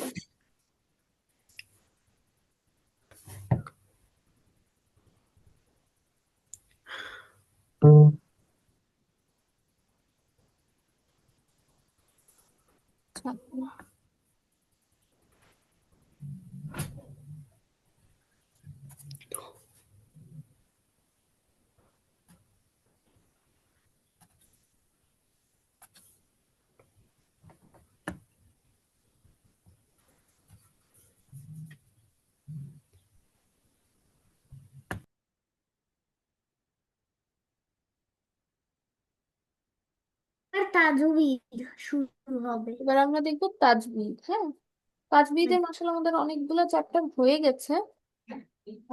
প্রবাবলি আমরা চ্যাপ্টার 7 পর্যন্ত, 7 না সরি, আমরা মনে হয় 9 পর্যন্ত পড়েছিলাম। না, 8 পর্যন্ত। আজকে আমাদের 9 শুরু করার কথা। তো আমরা আগের যে চ্যাপ্টার গুলো পড়েছি একটু একটু সামারাইজ করি যে কি কি আমরা আসলে কভার করলাম। আমরা লেটার দেখেছি, মাখরাজ দেখেছি, মানে কোথা থেকে আমরা কোন লেটারটা কিভাবে উচ্চারণ করব। কম্পাউন্ড লেটার দেখেছি। কম্পাউন্ড লেটার কি, পুরানে ধরো এক একটা লেটার তো আলাদা আলাদা করে থাকে না, মানে সেগুলো সেগুলো কি একসাথে পাশাপাশি এরকম লাগানো অবস্থায় থাকে। তো এটা কিভাবে আসতে পারে সেটা দেখেছি। তারপরে আমরা দেখেছি হারাকা, ফাথা কাসরা দম্মার ব্যবহার। তারপরে এরপরে আমরা দেখেছি তানবিনের ব্যবহার। তানবিন কি, ফাতহাতাইন, কাসরাতাইন, দম্মাতাইন। একটা লেটারের উপর ফাতহা মানে হারাকা থাকলে যে উচ্চারণ, তার সাথে আন, ইন, উন এই সাউন্ড গুলো অ্যাড করে তানবিনের সাউন্ড করতে হয়। ধরো তা ফাতহা তা, তার সাথে যদি আন অ্যাড করি, তা প্লাস আন, তান, তাহলে ফাতহাতাইন, তা ফাতহাতাইনের উচ্চারণ হয়ে যায়। আহ একটু ইজি করার জন্য বললাম, তোমরা যারা আছো মোটামুটি পারো তাজবিদ, মাশাআল্লাহ। ঠিক আছে। আহ এরপরে আমরা দেখেছিলাম কি বলে, মাদের দুইটা চ্যাপ্টার। একটা হচ্ছে আলিফ মাদ, ইয়া মাদ, ওয়াও মাদ। আরেকটা হচ্ছে কি, ফাতহা, খাড়া ফাতহা, খাড়া কাসরা, খাড়া দাম্মা। এই তিনটা, এই তিনটার জন্য যে মাদ হয় সেটা দেখেছিলাম। এই হচ্ছে আমাদের চ্যাপ্টার 8 পর্যন্ত ওভারভিউ। এখন আমরা চ্যাপ্টার 9 একটু কি পড়বো একটু বলে নিই।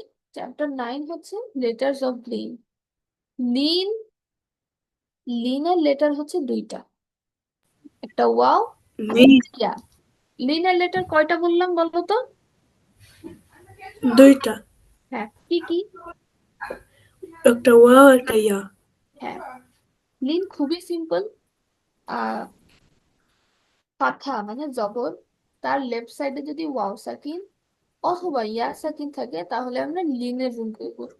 লিন কি নিস, মতো এত ফাস্ট না, একটু জেন্টলি করতে হয়, আবার সেটা মাদ হয়ে যাবে। ধরো বাউ বাই, বাউ বাই, এরকম এত ফাস্ট না। বাউ বাই, ঠিক আছে? আবার বাউ, আমি কিন্তু আবার খুব স্লোলিও পড়ি না, মানে এটা আমি জেন্টলি পড়লাম। নট ফাস্ট, নট স্লো, এর মাঝে এরকম একটা পড়েছি। ঠিক আছে, বাউ বাই, তাও তাই, তাও তাই। এখন তোমরা লিঙ্ক কেন পড়বো? লিঙ্ক ইউজুয়ালি আমাদের, নিস। হ্যাঁ বলো।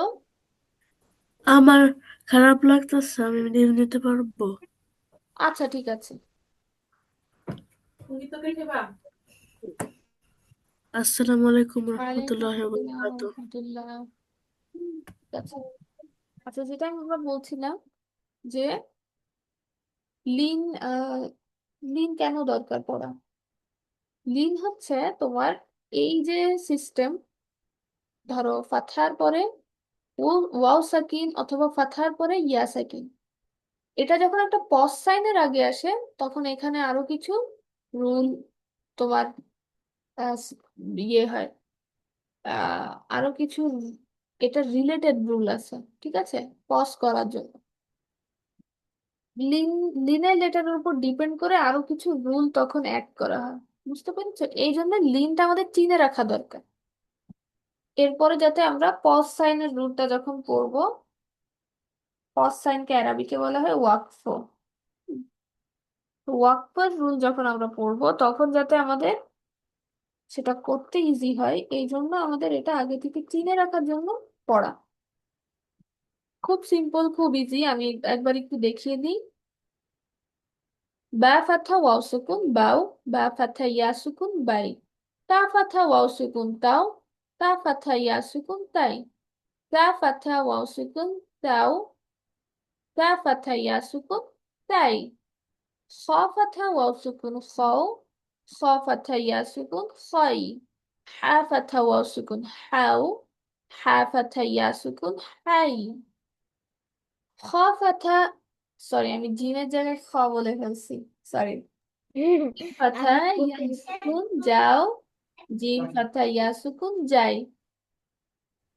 দাল ফাথা ওয়াও সুকুন দাও, দাল ফাথা ইয়া সুকুন দাই, দাল ফাথা ওয়াও সুকুন দাও, দাল ফাথা ইয়া সুকুন দাই, র ফাথা ওয়াও সুকুন রও, র ফাথা ইয়া সুকুন রই, জা ফাথা ওয়াও সুকুন যাও, জা ফাথা ইয়া সুকুন যাই, সিন ফাথা ওয়াও সুকুন সাও, সিন ফাথা ইয়া সুকুন সাই, শিন ফাথা ওয়াও সুকুন শাও, শিন ফাথা ইয়া সুকুন শাই, صاد فتحة واو سكون صو، صاد فتحة يا سكون صي، ضاد فتحة واو سكون ضو، ضاد فتحة يا سكون ضي، طا فتحة واو سكون طو، طا فتحة يا سكون طي، ضا فتحة واو سكون ضو، ضا فتحة يا سكون ضي، عين فتحة واو سكون عو، عين فتحة يا سكون عي، غين فتحة واو سكون غو، غين فتحة يا سكون غي، فا فتحة يا سكون فاو، فا فتحة واو سكون فاو، فا فتحة يا سكون ফাই, হ فتحة বলো।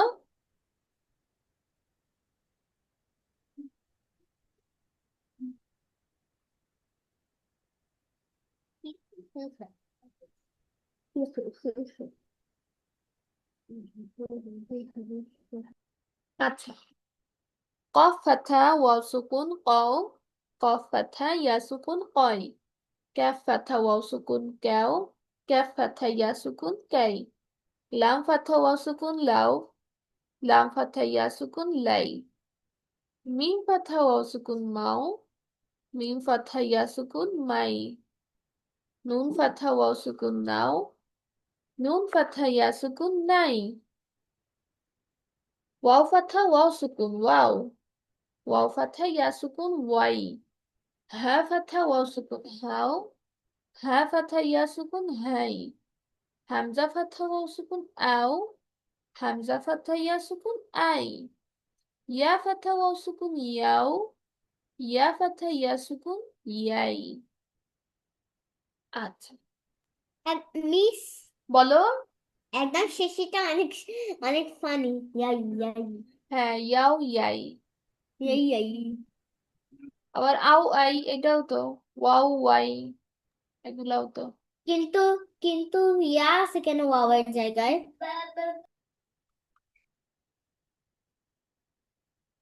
কোথায়? ওয়াওয়ের জায়গায় ও,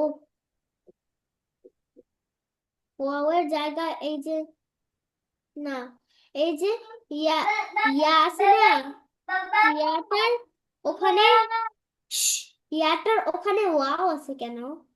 এইটা না না, তার পাশেরটা। এটা হ্যাঁ, ইয়ার পাশে ওয়াও আছে কেন? সবগুলোই তো একই ভাবে করা। ও, তাই না?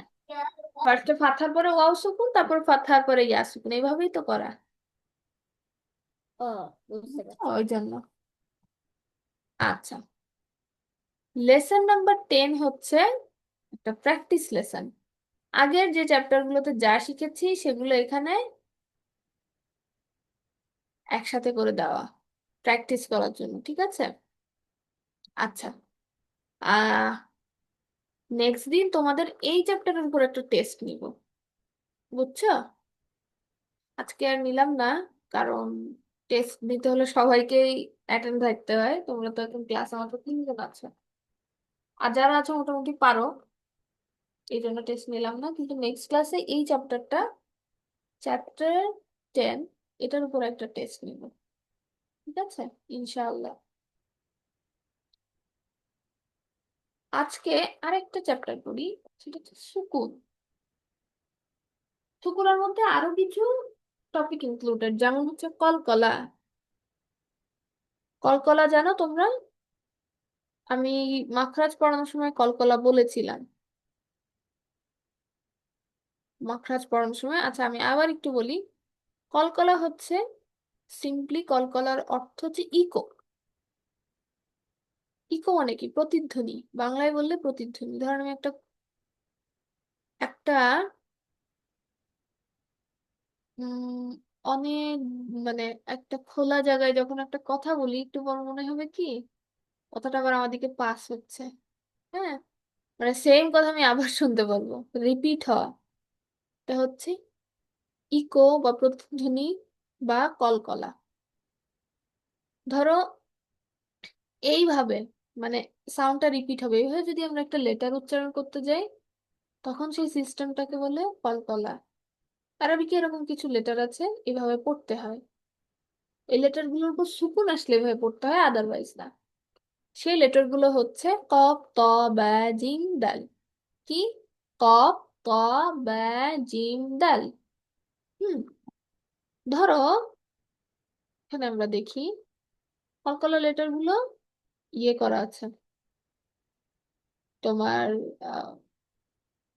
রেড মার্ক করা আছে। ফার্স্টে দেখি হামজা ফাথা প সুকুন, আপ।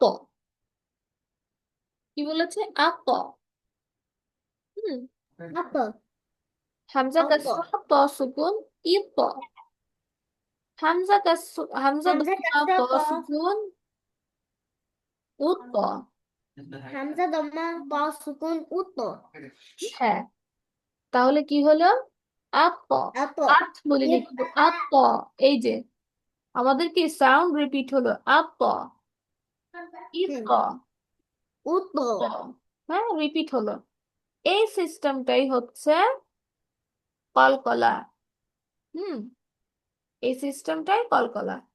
আবার সেম ভাবে দেখো, ডাল পড়ছি যখন, হামজা ফাথা দাল সুকুন, আদে। আদে, আদ না কিন্তু, আদে। হামজা কাসরা দাল সুকুন, ইদে। হামজা দম্মা দাল সুকুন, উদে। হুম, আদে, ইদে, উদে। আদে, ইদে, উদে। ঠিক আছে? আদ, হ্যাঁ, আদে, ঈদ, ঈদে, ইদে, উদ, উদ, উদে। উদ, তিনটে কিন্তু উদ, দেখো, উদ। আদ, আদে।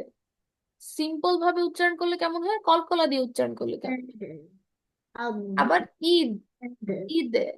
কলকলা ও, হলে এই যে এক্সট্রা সাউন্ডটা আসছে, উদ, উদে।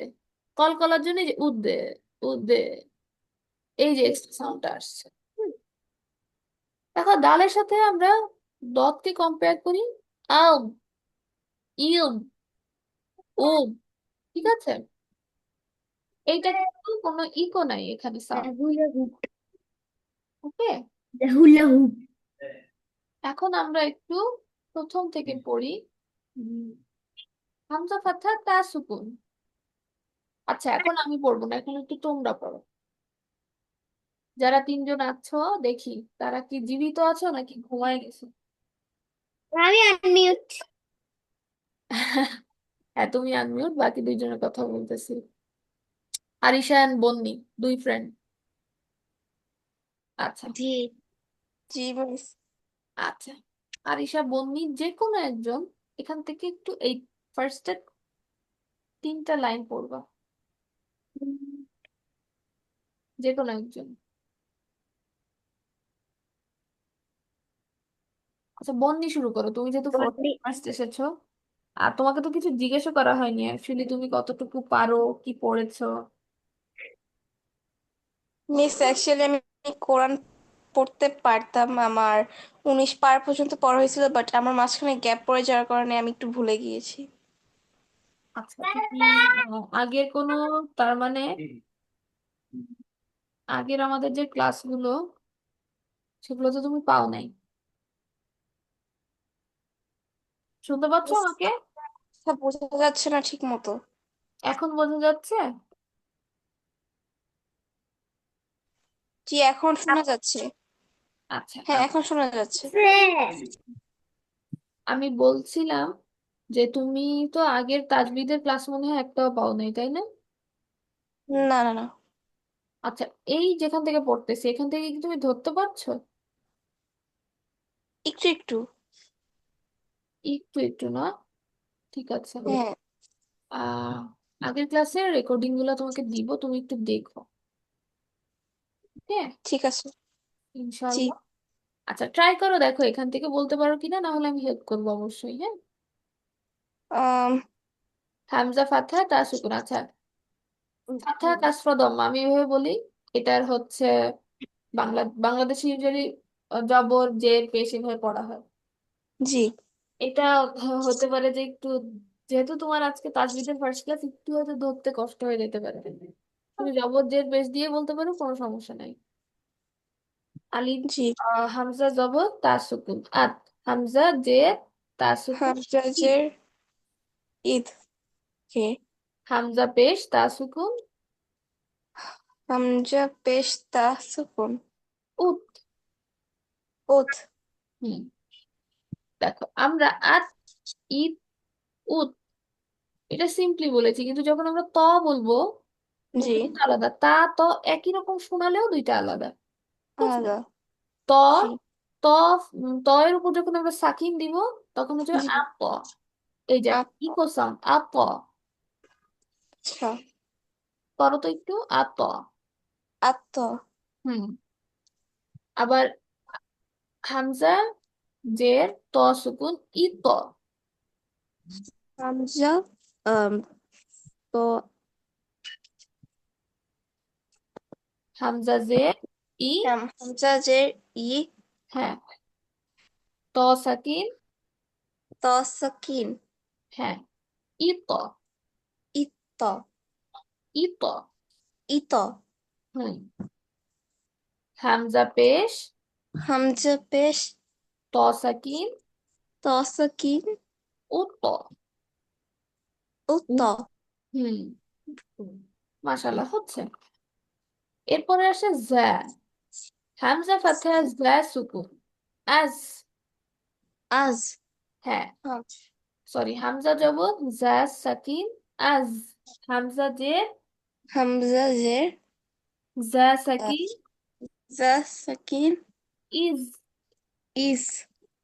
হামজা পেশ যা সাকিন হামজা পেশ জা সাকিন উজ। উজ। হ্যাঁ, আজ, ইজ, আজ। উজ। আজ ইজ উজ। আচ্ছা, হামজা ফাতহা জাল সাকিন আজ। হামজা ফাতহা কা সাকিন আজ। আজ, এটার জন্য আগ। গালের উচ্চারণটা হচ্ছে তোমার জিহ্বা, তোমার সামনের যে দুইটা দাঁত আছে না, উপরের লেয়ারের সামনের দুইটা দাঁত, এই জি। দাঁতটাকে টাচ করবে, টাচ করে উচ্চারণ হবে আজ, আজ। আদ। আদ। হ্যাঁ, আজ, ইউ, উম। আপ। ইউ। উ। হ্যাঁ, আজ, ইদ উদ। ঠিক আছে, এই আ জন্য ইব উদ। দাঁত যখন টাচ করবে তখন কি উচ্চারণটা অনেক লাইট হয়। হুম। আচ্ছা। হামজা হামজা জবর, হামজা আল জবর, সুকুন, রাই সুকুন, আব। আব। হামজা জের, হামজা জের, জাল সুকুন। গাল সুকুন, হ্যাঁ, ই। আব। ই। ইব, হ্যাঁ, ইব। হামজা পেশ, জাল সুকুন, উদ। হামজা পেশ গাল সুকুন, উব। আচ্ছা, ঠিক আছে, এরপর আমরা জ পড়ি। জাল আর জ একই রকম উচ্চারণ। জা, জা, জাল, জ, ফা, তিনটা একই আব। রকম উচ্চারণ। হ্যাঁ, জ আচ্ছা। কিভাবে আমরা প্রনাউন্স করবো? হামজা ফাথা, জ সুকুন, আল। হামজা, ফাত, সরি, হামজা জবর, জ হামজা সুকুন, জবর, জ সুকুন। গ সুকুন। না, এটা গ না, জ, জ। মিস আপনার কথা বোঝা যায় না। এখন বুঝা যাচ্ছে? জি, একটু কেটে কেটে আসে। আচ্ছা, আহ আমরা, আমি যেটা বলছি জ। হুম। জ। হ্যাঁ। হ্যাঁ, জ উচ্চারণ হবে, আমরা জাল একটু আগে যে সিস্টেম উচ্চারণ করেছি, জিহ্বা উপরের দুই দাঁতের সাথে লেগে উচ্চারণ হবে সেভাবে। হ্যাঁ, জ, আচ্ছা। আও। আব। হ্যাঁ, হামজা জের, জ সুকুন, ইউ। হামজা জের গ সুকুন, জ, ইব। জ, জ গ, সুকুন, দ সুকুন, ইউ। ইউ। হামজা পেশ, জ হামজা সুকুন, পেশ উ। গ সুকুন, উব। হ্যাঁ, এরপরে হচ্ছে তা। হামজা ফাথা, তা সুকুন, আ। হামজা ফাতা তা সুকুন, তা, আত। তা সুকুন, তা সুকুন, আ। আত। হামজা, হামজা জের, তা সুকুন, ই। হামজা জের তা সুকুন, ইব। ইস মি, বলো তো, ইস মি। ইত নি, ইস মি। ইত হামজা, নি। মানে তা, তা, তা উচ্চারণ করো তো, তা আলিফ বা, তা, তা। আলিফ বা তা সা। হ্যাঁ, এই তাটাই এখন উচ্চারণ করতেছি। হ্যাঁ, আচ্ছা। হামজা ফাথা, তা সুকুন, আস। হামজা ফাতা তা সুকুন, আত। হামজা কাসরা, সরি, হামজা জের, তা সুকুন, হামজা জের তা সুকুন, ইফ। ইত। হামজা পেশ, তা সুকুন, উফ। হামজা পেশ তা সুকুন, উদ। তোমার না একটু থ, থ, বাংলা থ এর মতো উচ্চারণ হয়ে যাচ্ছে। হ্যাঁ, তা, থা, সরি, ত, থ, দ, ধ, ওই থ আচ্ছা। এর মতো একটু সাউন্ড হয়ে গেছে। সা তুমি ন্যাচারালি যেভাবে বলো সেভাবে বলো তো একটু। আম কোন আলিফ বা তা সা ওভাবে বলো। আলিফ বা তা সা। হ্যাঁ, এটা তারপরে, পুরাটা বলবো? না, না, না, তা বলে এইটা এখন বলবা, আ, ই, উ। আত, ইব, উদ। আচ্ছা, ঠিক আছে। আচ্ছা, আরেকটু প্র্যাকটিস করতে হবে বন্নি। হ্যাঁ, ইনশাল্লাহ আমি দেখি কিছু ছোট ছোট ভিডিও তোমাকে দেওয়ার চেষ্টা করব জি। প্রোনাউন্সিয়েশনের জন্য। আচ্ছা, নেক্সট আরিশা। আরিশা আছো? জি আছি। আরিশা, এখান থেকে একটু বলো তো। অনলি আস, ইস, উস এভাবে বলে গেলেই হবে। হ্যাঁ, আস, ইস, উস। আদ, ইদ, উদ। এটা সদ। আদ, কি? হ্যাঁ, সতই বলেছি। আচ্ছা, আস, ইস, ওস। তুমি আমার মনে হচ্ছিল দ বলে ফেলেছো, এই জন্য বললাম। আচ্ছা, আস, ইস, উস, আদ, ঈদ, উদ। তারপরে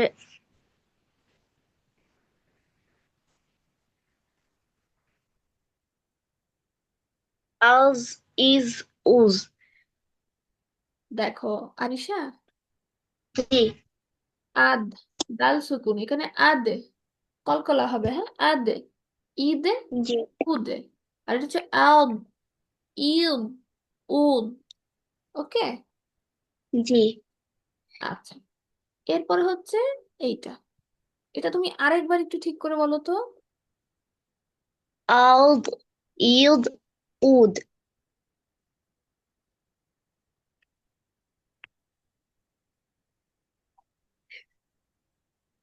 আচ্ছা, আর এই দাল, দাল দিয়ে বলো তো। হুম। আদ, ঈদ, উদ। মাশাআল্লাহ, এবার ক্যাফ দিয়ে বলো তো, কি এটা? আহ, আখ। কলকলা হবে মিস এখানে? হ্যাঁ, কি বল, বুঝলাম না।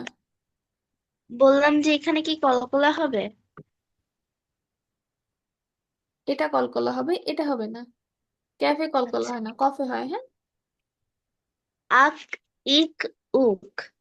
হুম। আহ, আক, ইক, উক। মাশাআল্লাহ, খুব ভালো হয়েছে। এরপরে আহ, এটা হ্যাঁ, আহ, ই, আহ, ই, আহ, ও। আহ, ই, উহ। হুম। তারপরে হ্যাঁ। হা, হি, হু। হুম। মাশাআল্লাহ। আহ, ই, ও। ঠিক আছে। জি।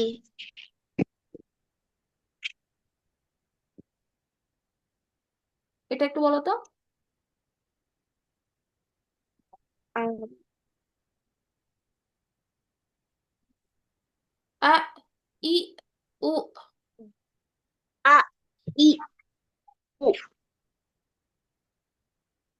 আচ্ছা, আইন।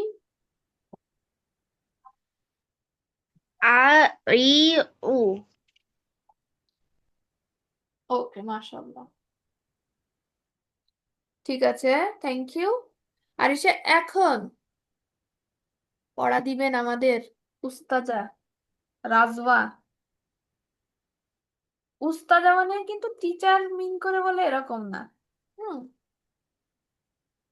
মিস, আপনি আমার নাম ডাকছেন? হ্যাঁ, আপনার নাম ডেকেছি, এবার একটু বলেন এখান থেকে। খ, আহ, ঠিক আছে।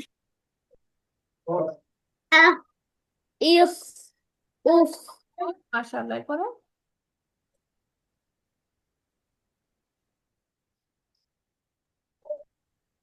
আহ, ইস, উম, আব, ইব, উব, আম, ইম, মাশাআল্লাহ, এরকম ধরে রাখা লাগবে না, হ্যাঁ? ইম, উম, মানে ধরে রাখবো আমরা কখন, যখন আমাদের মিমে গুণার দরকার হবে, হ্যাঁ। এরপরে আউ, তারপরে আউ, উ। উ, ইউ নাই কেন? ই, আফ, পিঠা। ইফ, উফ, আল, সিলেট থেকে। ইল, উল, আন, ইন, উন, আর, ইর, উর, আজ,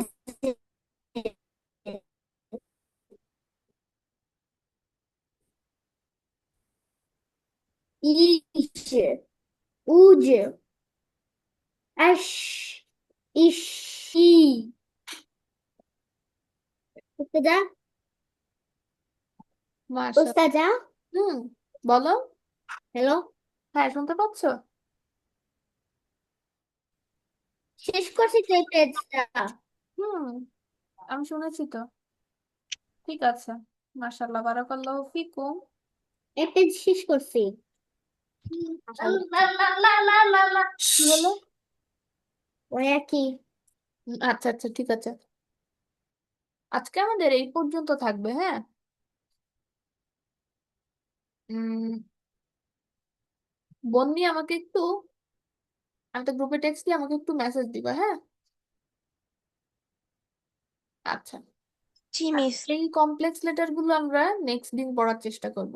তারপরে আমাদের কিছু কমপ্লেক্স রুল আসবে, যেমন নুন সাকিনের নিয়ম, মিম সাকিনের নিয়ম, মাদের নিয়ম, আরো অনেক কিছু, হ্যাঁ।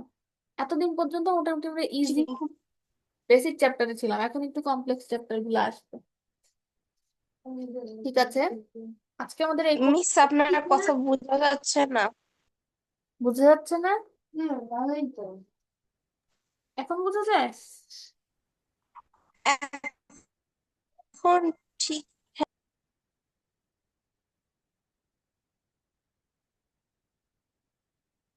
না, আদার ফ্লেভার। আচ্ছা, আমি যেটা বলছিলাম যে এতদিন আমরা হচ্ছে একটু ইজি চ্যাপ্টারে ছিলাম, এখন আমাদের আস্তে আস্তে একটু কমপ্লেক্স চ্যাপ্টারের দিকে যাব, হ্যাঁ। এই চ্যাপ্টারটা আমরা নেক্সট দিন পড়বো। আর আমাদের এই চ্যাপ্টার 10টা নেক্সট দিন আমি একটু পড়ার নিবো তোমাদের থেকে, চেষ্টা করবো বাসায় একটু দেখা। আর গ্রুপে আমি পিডিএফটা আবার শেয়ার করবো না। যারা নতুন আসছে গ্রুপে তারা অবশ্য আগে পিডিএফটা পাবা না অ্যাক্সেস করতে। আজকে তাহলে এই পর্যন্ত থাকবে, ঠিক আছে। ঠিক আছে। তোমরা ঠিক বাসায় একটু আছে। দেখবা পড়া, ক্লাসের পিডিএফ গুলো আমি শেয়ার করবো, একটু দেখবা। ওকে। ওকে। ওকে। ইনশাআল্লাহ। আচ্ছা, আজকে তাহলে এই পর্যন্ত থাকুক, দোয়া পড়ে শেষ করছি। কারো কিছু বলার আছে? কিছু জিজ্ঞেস না। করতে দাও। না। না এতক্ষণ হয়ে গেছে অবশ্য, ক্লাসে তোমাদের থাকতে ইচ্ছা করতেছে। আন্টি, উস্তাজা, বলো, বলো। আপনার পা ঠিক আছে? না, আমার পা এখনো ঠিক হয় নাই। আল্লাহর কাছে দোয়া করবা, ঠিক আছে, যাতে আমার পা ঠিক হয়। ইনশাল্লাহ। জি। ইনশাআল্লাহ। আচ্ছা, ঠিক আছে। সুবহানাক আল্লাহুম্মা ওয়া বিহামদিক আশহাদু আন লা ইলাহা ইল্লা আনতা আস্তাগফিরুকা ওয়া আতুবু ইলাইক। আসসালামু আলাইকুম ওয়া রাহমাতুল্লাহি ওয়া আসসালামু আলাইকুম বারাকাতুহু। রহমতুল্লাহ। ওয়ালাইকুম আসসালাম ওয়া রাহমাতুল্লাহি ওয়া বারাকাতুহু। ফি আমানিল্লাহ।